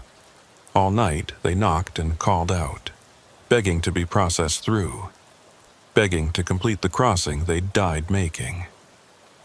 When backup arrived at dawn, the ferry was gone. Just empty water where it had been moored, the ropes hanging loose from the pilings. The river had receded to normal levels, taking with it all evidence of the night's events. Except for the footprints. Wet prints on the dock, leading from where the ferry had been to the station building. Then stopping at the threshold, as if they'd been denied entry. And in Ishbel's office, the manifest still sat on her desk. Both pages were there. But now there was a 3rd page beneath them, written in that shaky water-damaged hand. Vehicle 4, border station, single occupant operator, I. McCready. Status, still waiting. Time, unknown note. She wouldn't log us through. We're still here. Still waiting to finish our crossing. Ishbel requested immediate transfer. It was denied. She was needed at Station 4. They were short-staffed and the crossing was too important to close. She continues to work there, processing vehicles and passengers. The ferry runs on schedule. Cormac Leahy's body was recovered 3 days after that night, found still gripping the wheel of his sunken ferry 2 kilometers downstream. But every few weeks, on nights when the river runs high and rain obscures the water, a ferry arrives at Station 4. It comes in dark except for a single lantern. It carries 3 vehicles and 7 passengers who never quite seem to be there when you look directly at them. And Ishbel has to check the manifest. Every time, she hopes the names will be different, that it will be living passengers with living problems, wanting only to cross the border and continue their journey. But the names never change. And the knocking on her door continues some nights, patient and polite, asking her to please log them through so they can finally finish their crossing. She never opens the door. She never logs them through. Because she saw that 3rd page. She knows what happens if she completes the manifest. She'd become the next entry, another name on a list of those who never finish their crossing. So she waits, night after night, for the ferry that shouldn't exist, processing passengers who are somewhere between living and dead, working the station that has become its own kind of limbo.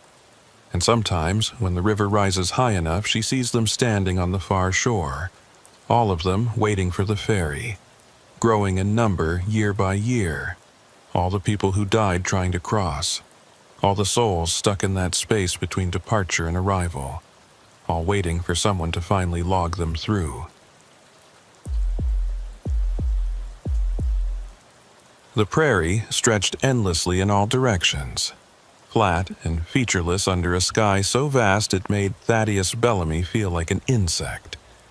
He'd been working this section of the border for 2 years and he still couldn't get used to the emptiness. Miles and miles of nothing but grass and fence line and the occasional abandoned farmhouse. Tonight, the emptiness felt different, heavier somehow.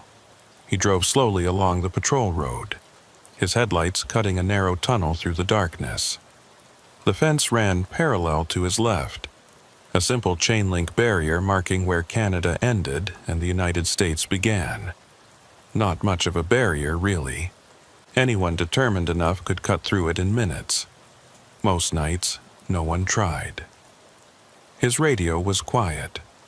Dispatch had checked in an hour ago, confirming he was the only patrol in this sector tonight. The next officer was 40 kilometers east, covering her own stretch of border. Thaddeus liked the solitude most of the time, but tonight, something felt off. He couldn't name it, just a prickling at the back of his neck, the sense that the darkness beyond his headlights was watching him. At 11:23 p.m., his motion sensor pinged. Thaddeus checked the display. Sector 7, about 2 kilometers ahead. Something had triggered the ground sensors buried along the fence line. He accelerated slightly, watching the darkness ahead. Animals tripped the sensors sometimes. Deer, coyotes, even rabbits if they hit just the right spot. But the readout showed a steady progression of triggers moving south to north, parallel to the fence, something walking upright. Thaddeus grabbed his radio. "Dispatch, this is Patrol 9.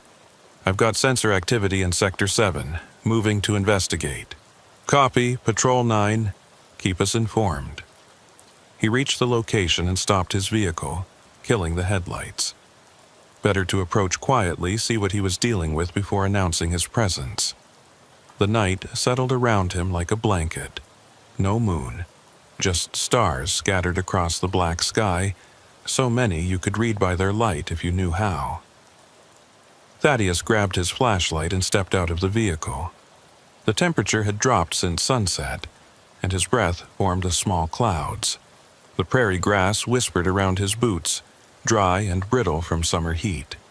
He approached the fence line carefully, flashlight off. His eyes adjusted to the starlight, picking out shapes in the darkness. The fence stretched ahead, posts every 10 meters creating a rhythm in the landscape. Nothing moved. Thaddeus switched on his flashlight, sweeping the beam along the fence. The light caught on something near the base of the chain link. Footprints. 2 sets, side by side. He crouched down to examine them. Fresh impressions in the soft earth near the fence. Bare feet. Strange for a prairie night, but not unheard of. Sometimes people trying to cross discarded their shoes to move more quietly. But these prints were odd. Both sets were the same size, same depth. As if 2 people of identical weight and build had been walking in perfect step with each other.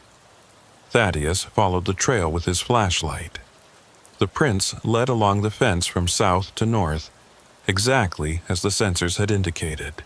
He counted 10 steps. 15. 20. Then, at the 23rd step, one set of prints vanished.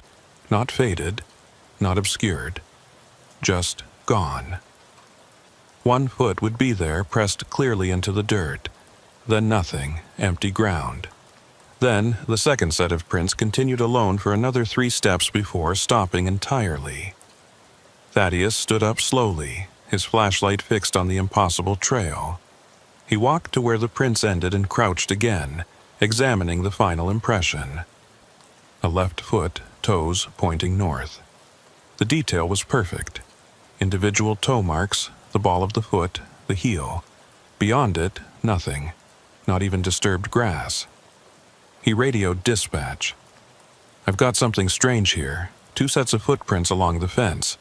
1 set just stops, like someone vanished mid-step. Any sign of the individuals? Negative, no one in sight. Could be a false trail, people trying to confuse us about their actual crossing point. Maybe." But Thaddeus didn't believe it. The prints were too fresh, too clear. And the way they ended, it was wrong. He stood and swept his flashlight across the prairie. The grass swayed gently in a breeze he couldn't feel. Everything looked normal, except the smell. Thaddeus inhaled deeply, trying to identify it. Damp earth. Organic decay, like a swamp or marsh. But this was prairie land, dry as bone. The nearest water was a creek bed 15 kilometers east, and it had been empty since June. He followed his nose, moving away from the fence. The smell grew stronger with each step, sweet and rotten at the same time. It reminded him of the bog he'd once visited in Minnesota, that distinctive scent of vegetation breaking down in standing water. 10 meters from the fence, he found the source. A patch of ground about 3 meters across was dark. Not just dark, wet. The earth was saturated, muddy, as if water was seeping up from below. The grass around it was bent and flattened, dying. Thaddeus knelt at the edge of the wet area and touched the mud. It was cold, colder than it should be. His fingers came away stained black, and the smell hit him full force. Marsh water, deep and old. He stood and wiped his hand on his pants. This made no sense. The water table was deep here. You'd have to drill 30 meters to hit moisture.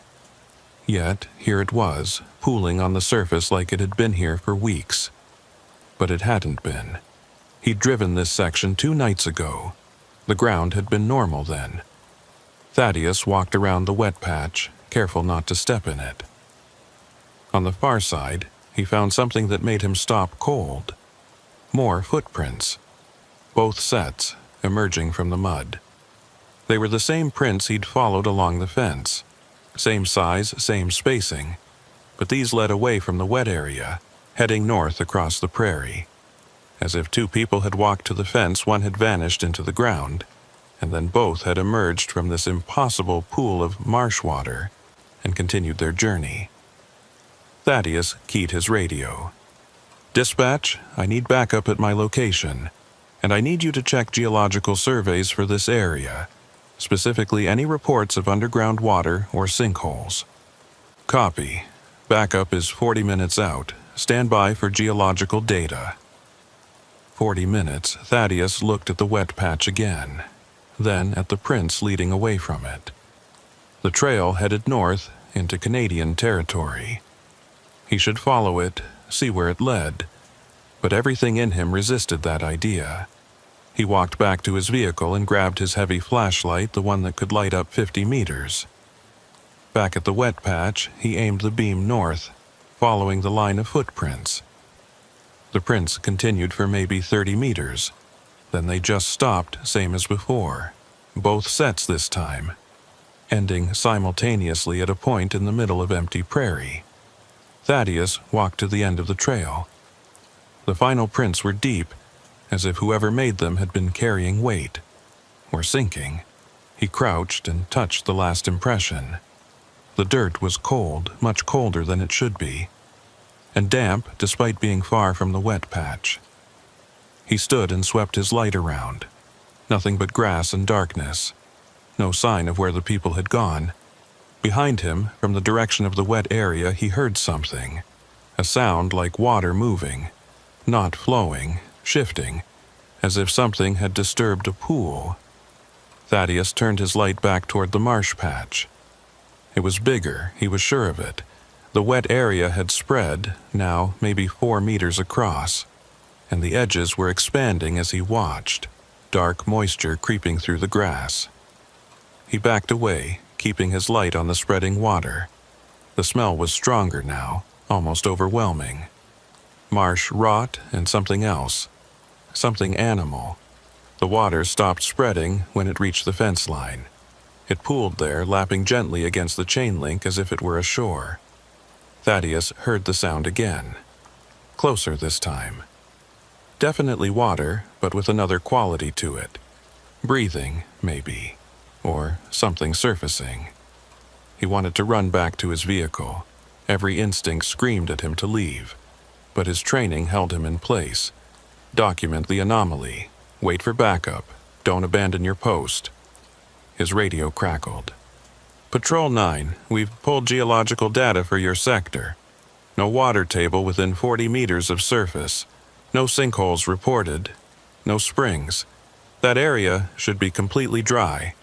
It's not, Thaddeus said, his voice tight.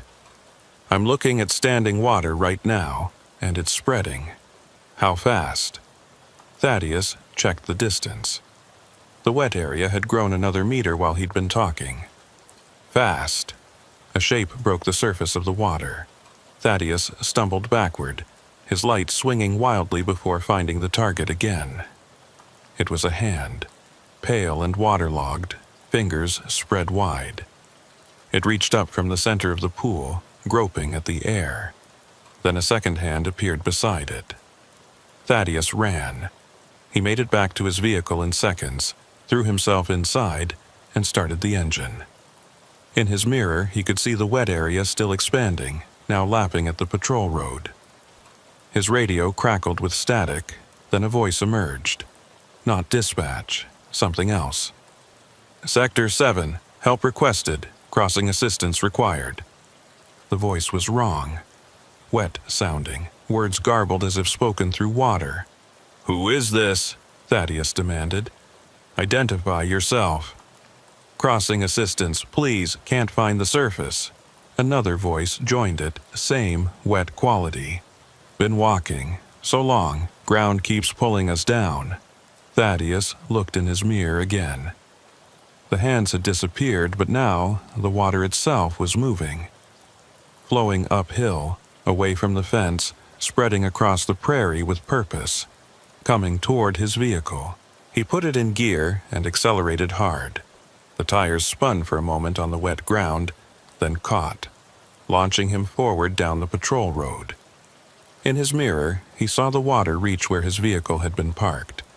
It pooled there briefly, then receded, flowing back toward the fence. Thaddeus drove for 5 kilometers before pulling over. His hands were shaking on the wheel. He grabbed his radio. Dispatch, this is Patrol 9. I'm clear of the area, but something's wrong with Sector 7. Seriously wrong. Copy. Backup is 20 minutes out. What's your status? I'm fine, but don't send anyone to that wet area. Something's in it. Say again?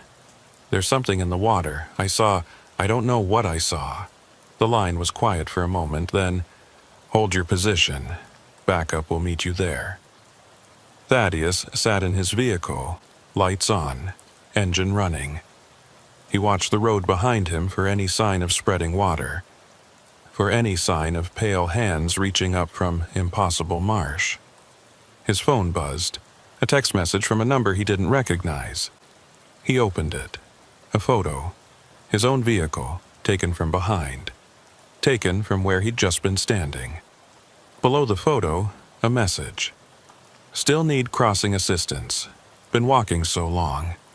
Please don't leave us down here. Thaddeus dropped the phone. He looked in his mirror. The road behind him was empty, but his phone buzzed again. Another photo, closer this time. His vehicle from 50 meters away, then 30, then 10. The photos kept coming, each one closer. Taken from a perspective that shouldn't exist on empty prairie. Taken by something following him. Something that could move unseen across the grass. The last photo showed his vehicle from directly behind. Taken from where his rear bumper would be. And in the bottom corner of the image, partially visible, was a hand, pale and dripping, pressed against his tailgate. Thaddeus looked in his mirror. Nothing there. He opened his door and leaned out to look at the back of his vehicle. 5 handprints marked the tailgate.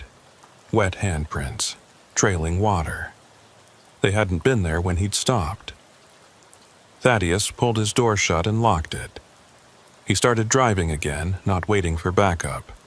He drove until he reached the main highway, until he saw other vehicles and lights and civilization.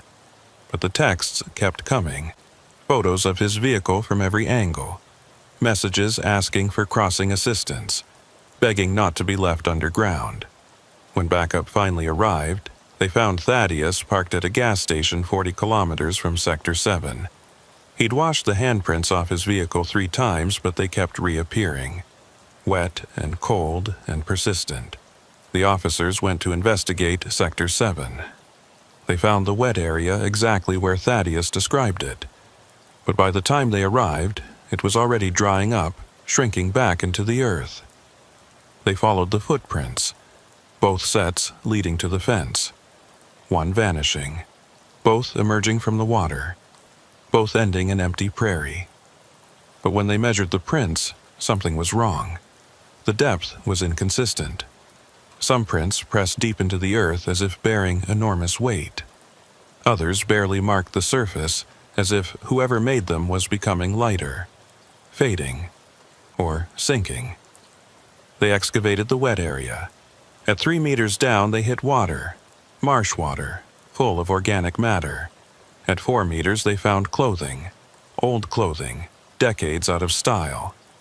At 5 meters, they stopped digging. The smell was too strong, and something in the water kept pulling at their tools, trying to drag them down. The site was closed, marked as unstable ground. Thaddeus was cleared for duty after a psychological evaluation, though he requested transfer to a different sector. Request denied. He was the only officer familiar with Sector 7, and someone needed to patrol it. He still works that stretch of border, still drives past the spot where the wet area appeared. The ground is dry now, has been for months. But some nights, when he passes Sector 7, his sensors pick up movement. 2 sets of footprints appearing on his tracking system, walking parallel to the fence. One set always vanishes halfway through. Both sets always emerge somewhere else. And on those nights, his phone fills with photos. Images of his vehicle from impossible angles. Messages asking for help with crossing. Asking why he won't guide them to the surface. Because they've been walking underground for so long. Through earth that behaves like water. through space that shouldn't exist. They just want to finish their crossing. They just want to reach the surface. But Thaddeus knows if he helps them, if he acknowledges their presence, something will change. The barrier between solid ground and whatever space they're walking through will weaken. And he's seen the depth measurements, seen how deep they are. 5 meters under the prairie, and still sinking, still walking, still believing they're almost at the surface, almost through their crossing, if someone would just help them find the way. Eulalie Finch runs the farm nearest to Sector 7. She mentioned something to Thaddeus once over coffee at the gas station. Said her grandfather used to tell stories about the land, how it used to be marsh 100 years ago, how they'd drained it and built over it, but the water never really went away, just went down where it waited. And sometimes, her grandfather said, people would go missing on the marsh. Not drown, just vanish. Step into the wrong spot and fall through into something that wasn't quite water and wasn't quite earth. Into space that existed between solid and liquid. Space where you could walk forever, thinking you were about to surface, never realizing you were sinking deeper with every step. The marsh remembered those people, her grandfather said. And sometimes it let them try again, let them walk their crossing one more time, emerging in new places, still searching for the surface, still hoping this time they'd make it through. Thaddeus thinks about that story every time he patrols Sector 7, every time his phone buzzes with new photos. Last week, Rafe Whitcomb, the tow truck driver who covers this area, called him. Said he'd found a vehicle on the side road near the fence. Abandoned, doors locked, no sign of the driver. Inside the vehicle, the GPS showed a recorded route. 2 points on the map, connected by a line.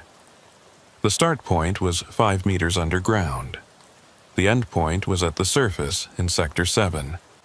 The route showed someone had walked that line, underground, following what they thought was a path to the surface. They never made it. But their vehicle had appeared anyway, empty and waiting.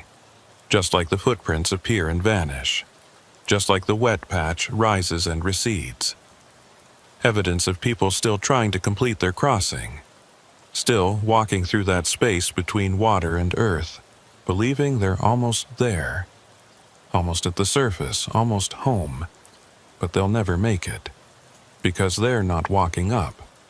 They're walking deeper, into a space that feeds on hope and determination, into marsh that should have stayed buried. Thaddeus knows this now. And every night he patrols Sector 7, he ignores the photos on his phone. Ignores the messages begging for help. Because helping them means joining them. Means stepping into that space between solid and liquid, between surface and depth. Means walking forever, believing you're almost there, while you sink deeper into earth that remembers being water. And the prairie keeps its secrets, flat and empty under the vast sky, while beneath it, in the buried marsh, footsteps continue their endless crossing. The warehouse sat at the edge of the industrial zone, a hulking concrete structure that had seen better days. Owen Blackshaw pulled up to the loading dock and killed his engine, looking at the building with the vague unease he always felt when processing abandoned shipments. Someone had walked away from whatever was inside, left it here at the border, unclaimed. That was never a good sign. His radio crackled. "Patrol 3, this is dispatch. You at the warehouse?" "Just arrived." "What's the story on this one?" "Container came through 3 days ago. Manifest says industrial equipment, but the shipper never picked it up. Company phone numbers disconnected. We need you to verify contents and log it for seizure." Owen grabbed his tablet and clipboard. "Any red flags?" "Nothing on paper, but the weight's off." "Off how?" "Manifest says 11,000 kilos. Scale at the crossing said 9,000. Could be an error, could be something else. Could be a lot of things, Owen thought. Smugglers sometimes listed false weights to throw off inspections, but usually they went higher, not lower. I'll check it out. He stepped out of his vehicle into the gray afternoon. November on the Great Lakes meant perpetual overcast and the smell of cold water. The warehouse was one of dozens in this zone, most of them half empty or abandoned entirely, as shipping moved elsewhere. The loading dock door was closed but unlocked. Owen pulled it up and stepped inside. The warehouse was massive, probably 20,000 square feet of open space. Most of it was empty, just concrete floor and support columns marching into the darkness. Near the far wall sat the container, a standard 40-foot shipping unit, dark blue paint faded and rusted. The customs seals were intact. Owen checked them carefully, comparing the serial numbers to his manifest. Everything matched. No one had opened this container since it left its origin port. So why did it weigh 2,000 kilos less than declared? Owen walked around the container, inspecting it. No visible damage. No holes cut in the sides. The refrigeration unit on top was off. This was a standard container, not a reefer. He photographed the seals, then broke them and unlocked the door. The smell hit him immediately. Cold. Not refrigerated cold, but the deep chill of a meat locker. And underneath it, something else. Something organic and wrong. Owen stepped back, pulling his jacket tighter. His breath formed clouds in the air, even though the warehouse itself wasn't particularly cold. He grabbed his flashlight and shone it into the container. Boxes.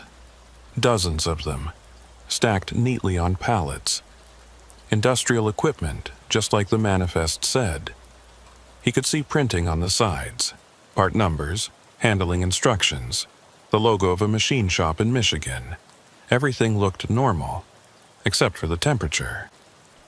Owen climbed into the container, his boots echoing on the metal floor. The cold intensified immediately, as if he'd stepped into a freezer.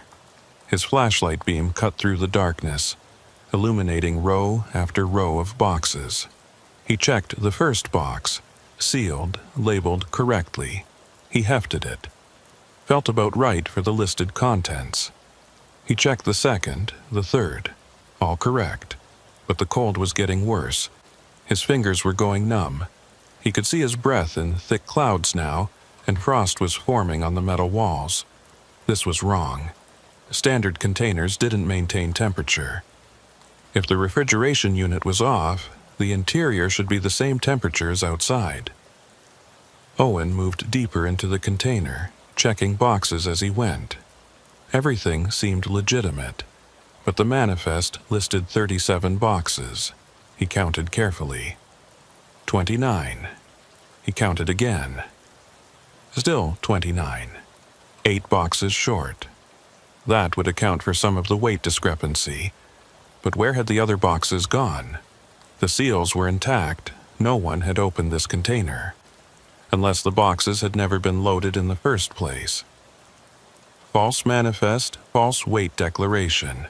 He'd seen it before. Owen was about to leave when he noticed something. At the back of the container, behind the last stack of boxes, the wall looked wrong. He aimed his flashlight at it. There was a gap, a seam in the metal, barely visible. Owen approached it carefully. The cold was intense here, so cold it hurt to breathe. Frost covered every surface, thick and white. He examined the seam. It was a panel, he realized, cut into the back wall and welded back in place. You'd never notice it from outside, and the customs seals wouldn't show any tampering. But someone had modified this container, built a hidden compartment. Owen grabbed his radio. "Dispatch, I've got something. Container's been modified. There's a false wall." "Copy. Can you access the hidden section?" "Working on it." He ran his hands along the seam, looking for a way to open it. His fingers found a latch, cleverly hidden in the frost. He pulled it. The panel swung open silently on well-oiled hinges. The cold that rushed out made Owen gasp. It was like opening a door to winter itself. A wave of frigid air that crystallized instantly in his lungs. He stepped back, coughing, eyes watering. When his vision cleared, he aimed his flashlight into the hidden compartment. It was empty, just bare metal walls and floor, about 2 meters deep. No boxes, no contraband, nothing. But the temperature was impossible, easily -30, maybe colder. And there was something on the floor, frost, but not normal frost. It had formed in patterns, shapes that looked almost deliberate. Owen climbed carefully into the hidden section, his flashlight revealing more details. The patterns in the frost were footprints, multiple sets, different sizes. As if several people had stood here, their body heat leaving impressions in the ice. But that made no sense. No one could survive in this temperature for more than a few minutes. And the footprints led nowhere. They just ended in the middle of the space, facing the walls. Owen noticed something else. On each wall, at about chest height, were marks, scratches in the metal. Deep ones, as if made by fingernails, or desperate hands. His radio crackled, but the sound was distorted. "Patrol? You copy? Dispatch, signal's breaking up. I'm in the hidden compartment, The panel swung shut behind him. Owen spun around, his flashlight beam catching the door as it closed. He lunged for it, but the latch had already engaged. He was locked inside.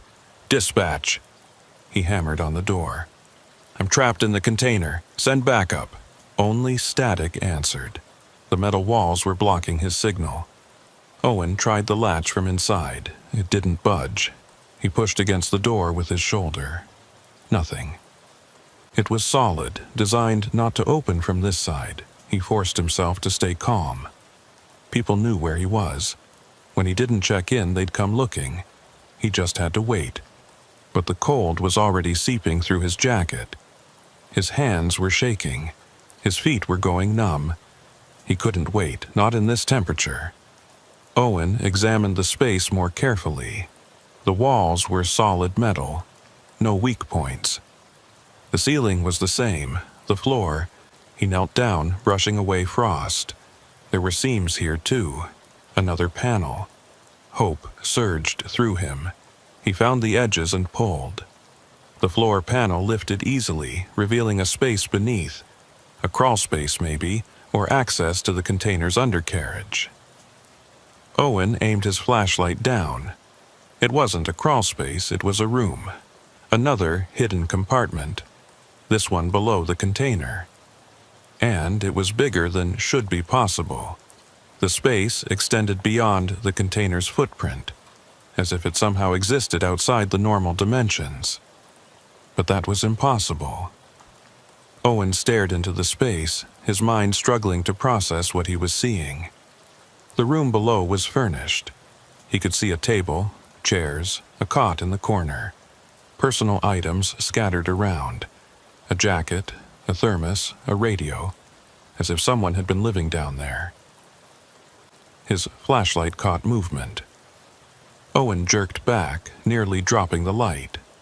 Someone was in the room below. A figure, standing in the corner with its back to him. Wearing dark clothes, perfectly still. "Hello?" Owen called down. "Can you hear me?" The figure didn't respond. Didn't move. "I'm a border officer. You need to come up here. It's dangerous." Still nothing. Owen's mind raced. This was a smuggling operation. Had to be. Hidden compartments, false walls. Someone had been using this container to move people across the border. But why was it so cold? And why had it been abandoned? "I'm coming down," Owen said. He didn't want to. Every instinct told him to find another way out. But he needed answers. And if someone was trapped down there, possibly injured or hypothermic, he had an obligation to help. He lowered himself through the opening, his boots finding a metal ladder attached to the side. He climbed down carefully, his flashlight clenched between his teeth.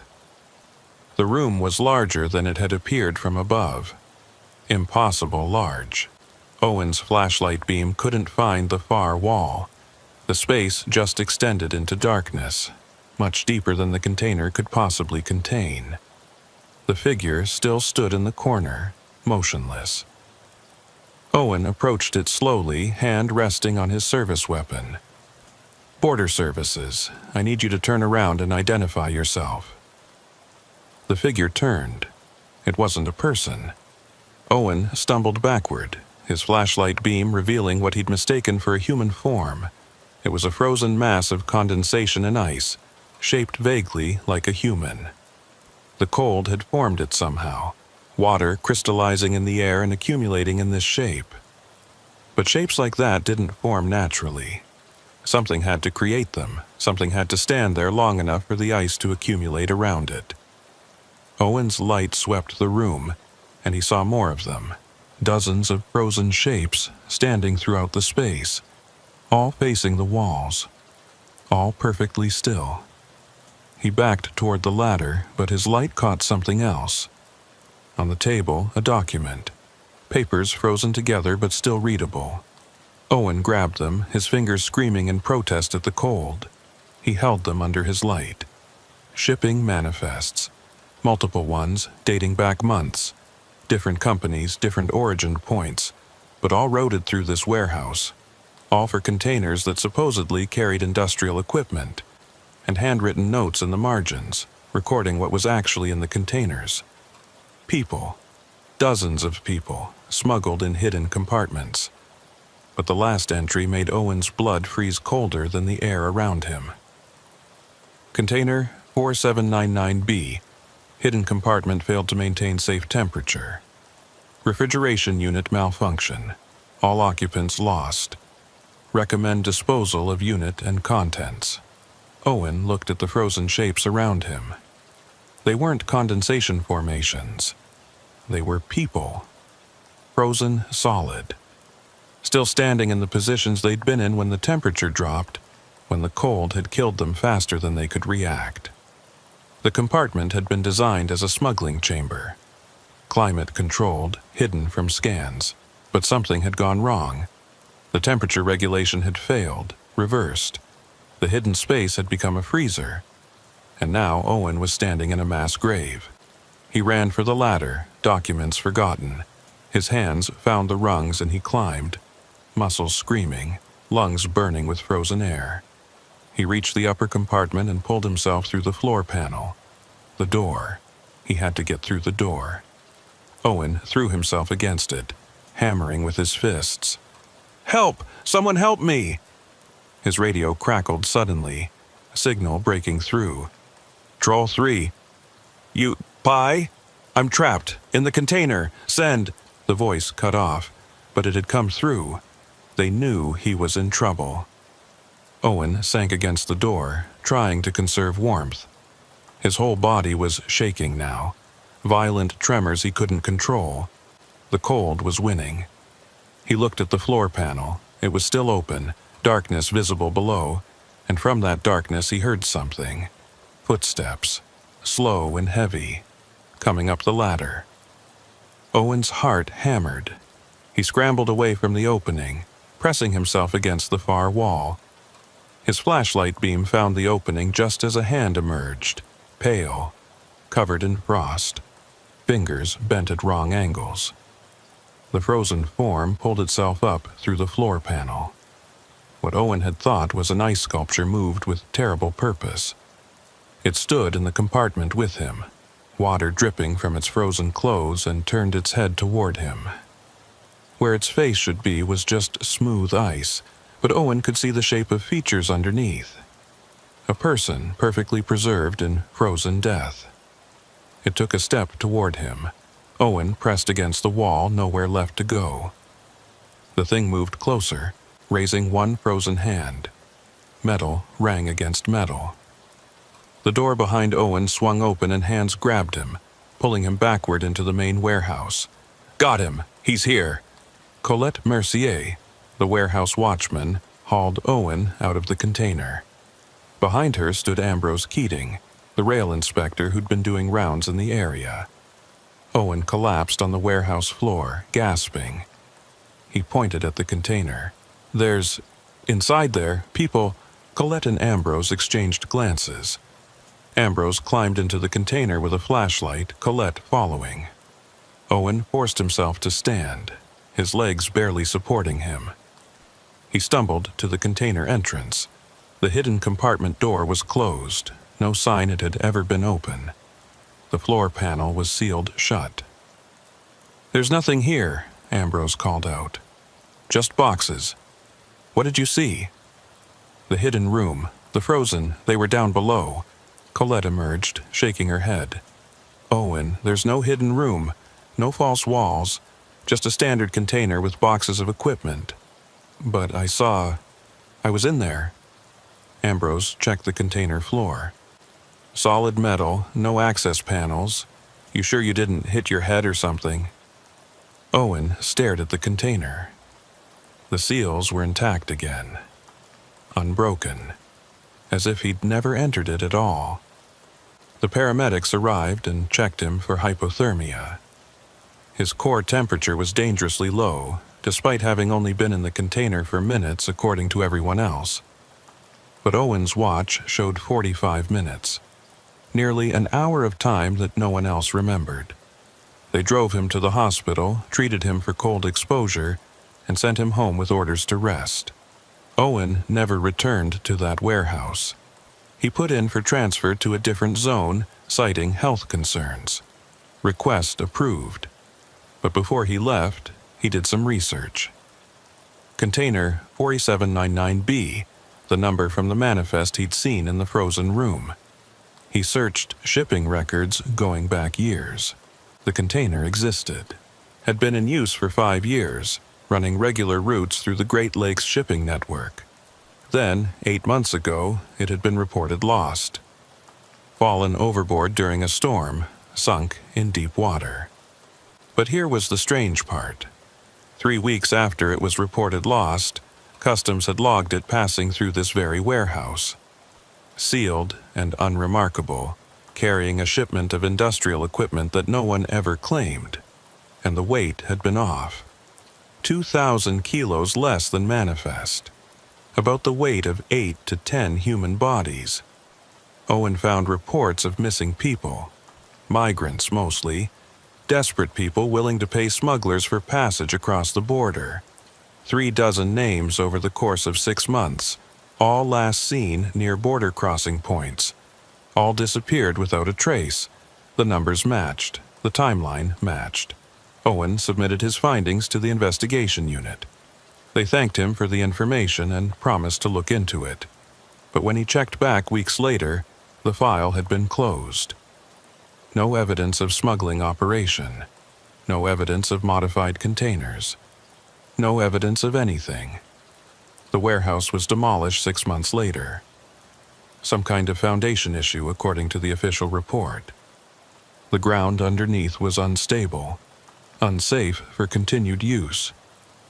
Owen thinks about that sometimes, about the cold room that existed below the container, about space that extended impossibly beyond normal dimensions, about how you'd build something like that, what you'd need to create a pocket of space that shouldn't exist, that existed between here and somewhere else, and about what happened when that space failed. When the temperature regulation broke down and that pocket filled with cold from wherever it connected to. Cold from somewhere that should never touch the living world. The frozen people are still there, he thinks. Still standing in that impossible space, still waiting for someone to find them. But no one will, because the space only opens sometimes, when the conditions are right. When someone looks in the right way, at the right angle, and sees what shouldn't be there. Owen sometimes wakes at night, convinced his bedroom is too cold. He checks the thermostat, normal temperature, but the feeling persists, and in his dreams he's back in the container, back in the cold room, and the frozen shapes are moving, turning to face him, their ice-covered features reflecting his flashlight beam. They're trying to tell him something, trying to warn him, but their mouths are frozen shut, and all that emerges is the sound of wind through ice, the sound of cold spaces opening where they shouldn't, the sound of death that comes from somewhere that isn't quite here, isn't quite anywhere. Colette Mercier retired early, 6 months after the incident. She told anyone who asked that it was health reasons. But she told Owen, in a brief phone call, what she'd really seen that day in the warehouse. When she'd entered the container to pull him out, she'd seen the hidden panel, seen it standing open, frost pouring from it like smoke, seen shapes moving in the darkness below. But when Ambrose had followed her in seconds later, it had all been gone. The panel sealed. The frost vanished. Just a normal container with normal boxes. She'd convinced herself it was a trick of the light, but she couldn't convince herself why her hands had been covered in frost, why her fingerprints had frozen to the metal door, why she'd needed treatment for frostbite on a November day when the temperature was barely below freezing. Owen thanked her for telling him, thanked her for pulling him out when she did, because he knows what would have happened if he'd stayed in that cold room any longer. He'd seen the frozen shapes for what they were. Dead people, yes, but not quite dead. Preserved in that impossible space, in that pocket between worlds. Still aware, still conscious, frozen but not freed, still standing there in the dark, waiting for the door to open again, waiting for someone to find them, waiting to be released from the cold that had claimed them. Owen carries a copy of the missing persons reports with him. 36 names. He reads them, sometimes, late at night, saying each name aloud. It's the least he can do. Bearing witness. Remembering because no one else will. The cases are closed. The warehouse is gone. The container is officially lost at sea, and somewhere, in a space that shouldn't exist, in a cold room that opens and closes according to rules no one understands, 36 people are still standing, still waiting, still frozen between life and death, in the dark beneath a container that doesn't exist, that was lost in water too deep to recover. But sometimes, late at night, shipping manifests appear in Owen's mailbox. Manifests for containers he doesn't recognize, listing weights that don't match their contents. He knows what they mean.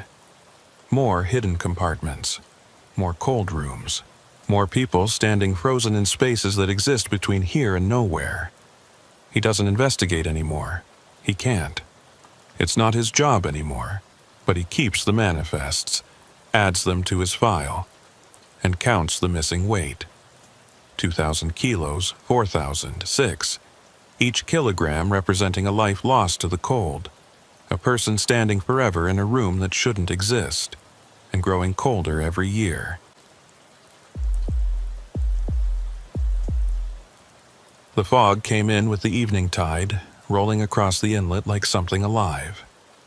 Neve Calder had seen a lot of fog in her 3 years working this coastal station, but tonight's was different, thicker, more deliberate in the way it moved.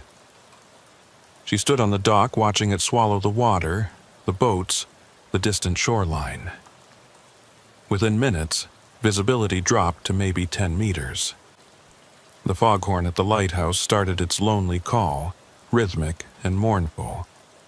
Neve's radio crackled. "Station 2, this is Central. We're getting reports of a vessel approaching your position.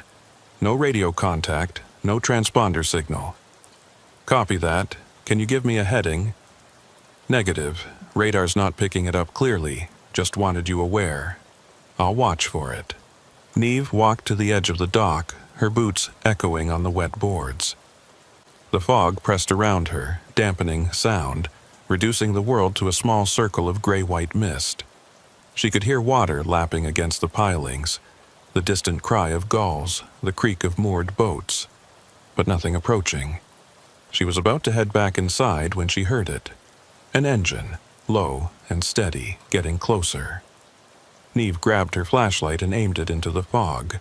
The beam barely penetrated a few meters, reflecting back at her off the moisture-laden air. The engine sound grew louder. Then a shape emerged from the gray. A fishing boat, maybe 25 feet long. White hull with blue trim, single mast, cabin in the front. It was moving too fast for the conditions. No running lights, no one visible on deck. "Vessel approaching Station 2, Neve called out through her megaphone. "Cut your engine and prepare for inspection." The boat continued forward, not slowing. It was going to hit the dock. Neve jumped back as the boat's bow struck the pilings with a hollow thud. The impact should have thrown anyone on board forward, but no one appeared. No one called out. The engine continued to idle. Neve secured the boat with mooring lines, then climbed aboard carefully. The deck was wet with more than just fog. Seawater sloshed in the bottom, an inch or two of cold Pacific water. "Border services," she called out. "Anyone aboard?" Silence. Just the engine's rumble and the slosh of water. The cabin door was closed. Neve tried the handle, unlocked. She pushed it open and shone her flashlight inside. Empty. No one at the controls. No one in the small space behind the pilot's seat. But the engine was warm. Very warm. Someone had been running this boat recently, within the last few minutes. Neve checked the controls. The key was in the ignition, turned to the on position. The throttle was set to idle. Everything looked normal, as if the pilot had just stepped away for a moment. On the seat beside the wheel sat a logbook. Neve picked it up, flipping through the pages. Standard fishing entries, dates, locations, catch details. The handwriting was neat and consistent. The last entry was from today, 6:47 p.m., just over an hour ago. Heading in, weather turning, should make harbor by 7:30. But it was 8:15 now, and there was no one aboard. Neve examined the logbook more carefully. The last page had been torn out. Not neatly, ripped away, leaving a jagged edge. The page before showed the impression of whatever had been written on the missing sheet. She angled it under her flashlight, trying to read the indentations. She could make out fragments. Not right. In the water. Following us. The rest was too faint to read. Neve stepped back onto the deck and checked the boat thoroughly. Fishing gear was secured properly. Nets were folded and stowed. Ice chest contained a decent catch. Salmon, mostly. Everything indicated a normal fishing trip. Except for three things. First, the engine was warm, but the exhaust smelled wrong. Not like diesel fuel, more like salt water. As if the engine had been flooded and dried out, then run again. Second, the anchor was deployed. The line ran down into the water, taut and stretched. But they were at the dock. Why would the anchor be down at a dock? Third, the fishing nets. They were clean, too clean. No seaweed, no barnacles, no debris.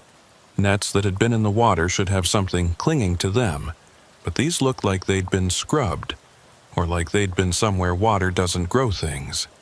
Nave radioed Central. "Station 2. Vessel has arrived, but no crew aboard. Engine running appears to have been in use within the last hour. Requesting backup and identification of vessel. Copy, stand by." While she waited, Neve examined the boat's registration. The name was painted on the stern. June's Promise. Registration number matched the paperwork in the cabin. Owned by someone named Sylvan Rousseau. Commercial fishing license, home port 20 kilometers north at Tofino. The radio crackled. "Station 2, we've got information on that vessel. Registered to Sylvan Rousseau. He called in a distress signal this afternoon at 5:23 p.m. Said his engine was failing and he was taking on water. Coast Guard responded but couldn't locate him. Last GPS position was about 8 kilometers offshore." Neve looked at the engine, still idling smoothly. This engine's running fine. No signs of water damage except it smells like it was flooded. Copy. We're contacting the owner and sending Coast Guard to your position. Neve stepped off the boat back onto the dock. Something about the vessel made her skin crawl. It was too neat, too clean, like someone had prepared it for inspection, or like it had come from somewhere very far away. She walked around to examine the boat from different angles. That's when she noticed the water line. The boat sat too high. Way too high for a vessel that should be loaded with fuel, gear, and catch. It was riding like it was empty, like it weighed almost nothing, but she'd seen the ice chest full of fish, seen the gear and supplies. The boat should be sitting deeper. Neve climbed aboard again and checked the hold. Full of equipment, just as she'd seen. She hefted the ice chest. Heavy, probably 50 kilos of fish. But the boat still rode too high. She went back to the cabin and looked at the GPS unit. The screen was on, showing a route. She pressed the history button. The GPS showed the boat's path for the last 12 hours. Starting from Tofino at 4 a.m., heading out to the fishing grounds. Normal route, nothing unusual. Then, at 5:23 p.m., right when the distress call was made, the GPS track did something impossible. It jumped. Not a smooth movement, but an instant relocation. One moment, the boat was 8 kilometers offshore. The next, it was 40 kilometers south, then 20 kilometers east, then right back to the original position. The positions formed a pattern. A perfect triangle, each point about 30 kilometers from the others. The boat had somehow been in 3 places at once, or moved between them so fast the GPS couldn't track it properly. Then the track went blank for 37 minutes. When it resumed, the boat was here, at the dock, as if it had simply appeared. Neve's hands were shaking slightly as she photographed the GPS screen. This wasn't right. None of this was right. She heard footsteps on the dock. June Callister, the skiff pilot who worked the inlet, approached through the fog. "Hey, Neve, that's Sylvan's boat, isn't it? He okay?" "He's not aboard. You seen him today?" June frowned, coming closer. "Yeah, actually. Saw him heading out this morning. He waved. Seemed fine." She peered at the boat. "That's strange." "What is?" "The nets. They're clean." "I noticed that too." "No, I mean really clean. Sylvan never cleans his nets like that. Says the smell attracts fish." June climbed aboard and examined the nets more closely. "These look brand new, but I know he was using old ones. I sold them to him myself 2 years ago." Neve watched June handle the nets. Could he have replaced them? "Not without me knowing. I'm the only supply within 50 kilometers. June's expression darkened. "These aren't his nets. Then whose are they?" "I don't know, but they weren't made around here. Look at the weave." Neve looked. The nets were woven in a pattern she didn't recognize. Tight, intricate, more like fabric than typical fishing net. "And another thing," June continued, pointing at the water in the bottom of the boat. "This isn't seawater." "What do you mean?" "Taste it." Neve dipped her finger in the water and touched it to her tongue, then quickly spat. "That's fresh water." "Exactly. We're in a saltwater inlet. The boat should have seawater in the bottom if it took a wave or leak, but this is fresh. Clean, fresh water. Almost like... Like what?" June was quiet for a moment. "Like rain. Or condensation. Like water that came from somewhere it shouldn't come from." Neve's radio crackled. "Station 2, we've made contact with Sylvan Rousseau." Neve grabbed the handset. "He's all right? He's at home. Has been since this morning. Says he never took the boat out today." That's impossible. Someone radioed a distress call from this vessel. He's very clear about it. His boat's been at his dock all day. He's looking at it right now. Neve felt cold that had nothing to do with the fog. Central, I'm standing on Sylvain Rousseau's boat. Registration matches. Name on the stern matches. It's his boat. A long pause. Stand by. Neve looked at June. The skiff pilot's face had gone pale. This happened before, June said quietly. 3 years ago. A boat came in through the fog, just like this. Empty. Engine running. The owner swore the boat was still at his dock, but we were standing on it. What happened? Coast Guard investigated. They determined it was a hoax. Someone had repainted a different boat to look like the registered one, but June touched the hull. I knew that boat, had worked on it myself. It was real, it was the actual boat, but it was also still at the home dock. That's impossible. Yeah, that's what everyone said. June looked up at Neve. They found the owner dead 2 weeks later. Heart attack, official report said. But I saw him the day before. He was terrified. Said the boat kept coming back, kept arriving at different docks, empty, while the real boat sat at home. The radio crackled again. Station 2, we're sending a team to verify.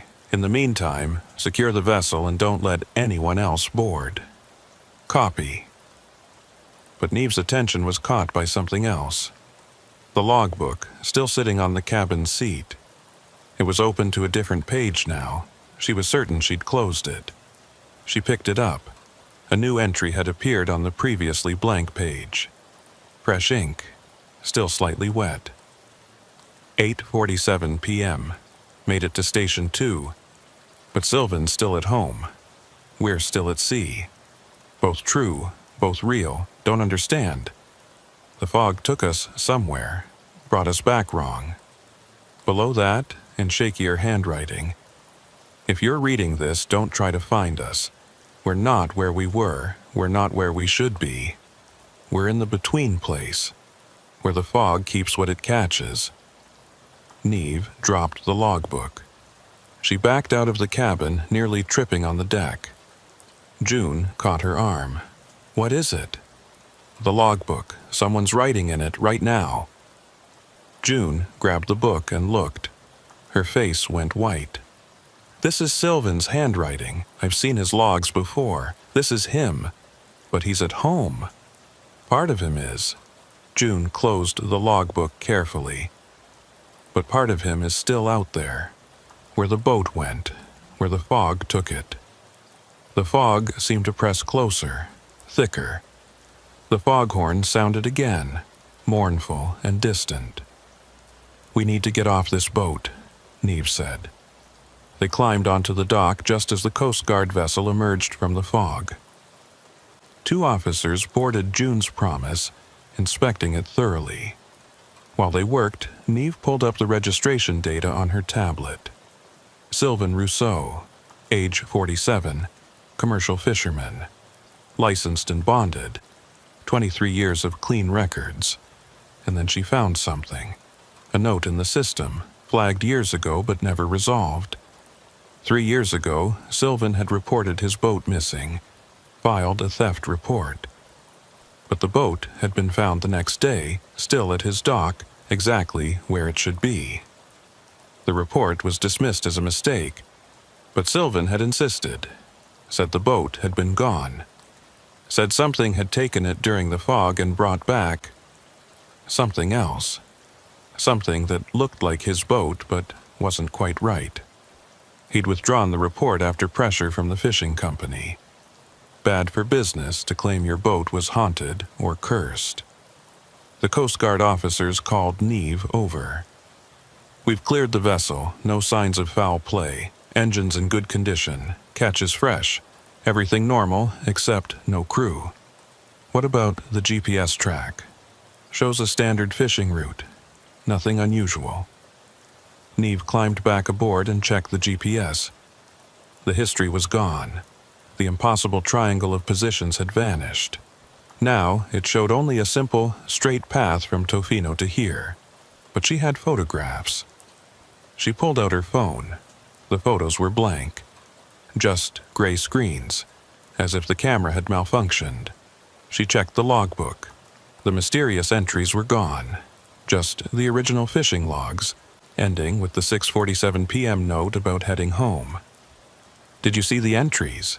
Neve asked June. "In the logbook? About the fog?"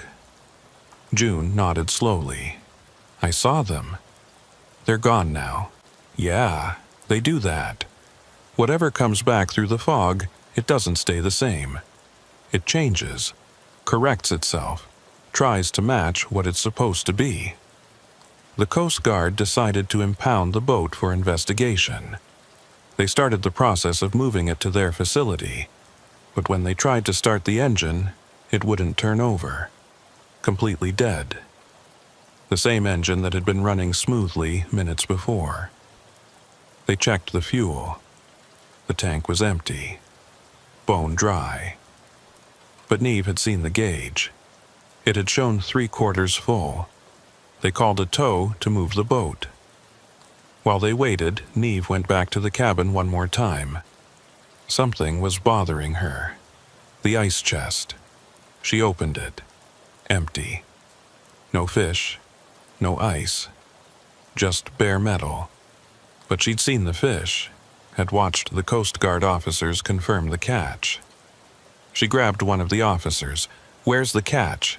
The salmon." He looked at her confused. "What catch? Boat was empty when we boarded." "No, there were fish. 50 kilos at least. Ma'am, the hold is empty. Always has been." Neve opened every compartment, every storage space, all empty. The fishing gear was gone. The supplies were gone. Even the nets June had examined had vanished. The boat was hollow, a shell, nothing but an empty hull. June found her sitting on the dock an hour later, after the boat had been towed away. "You okay?" "I don't know what I saw, what was real.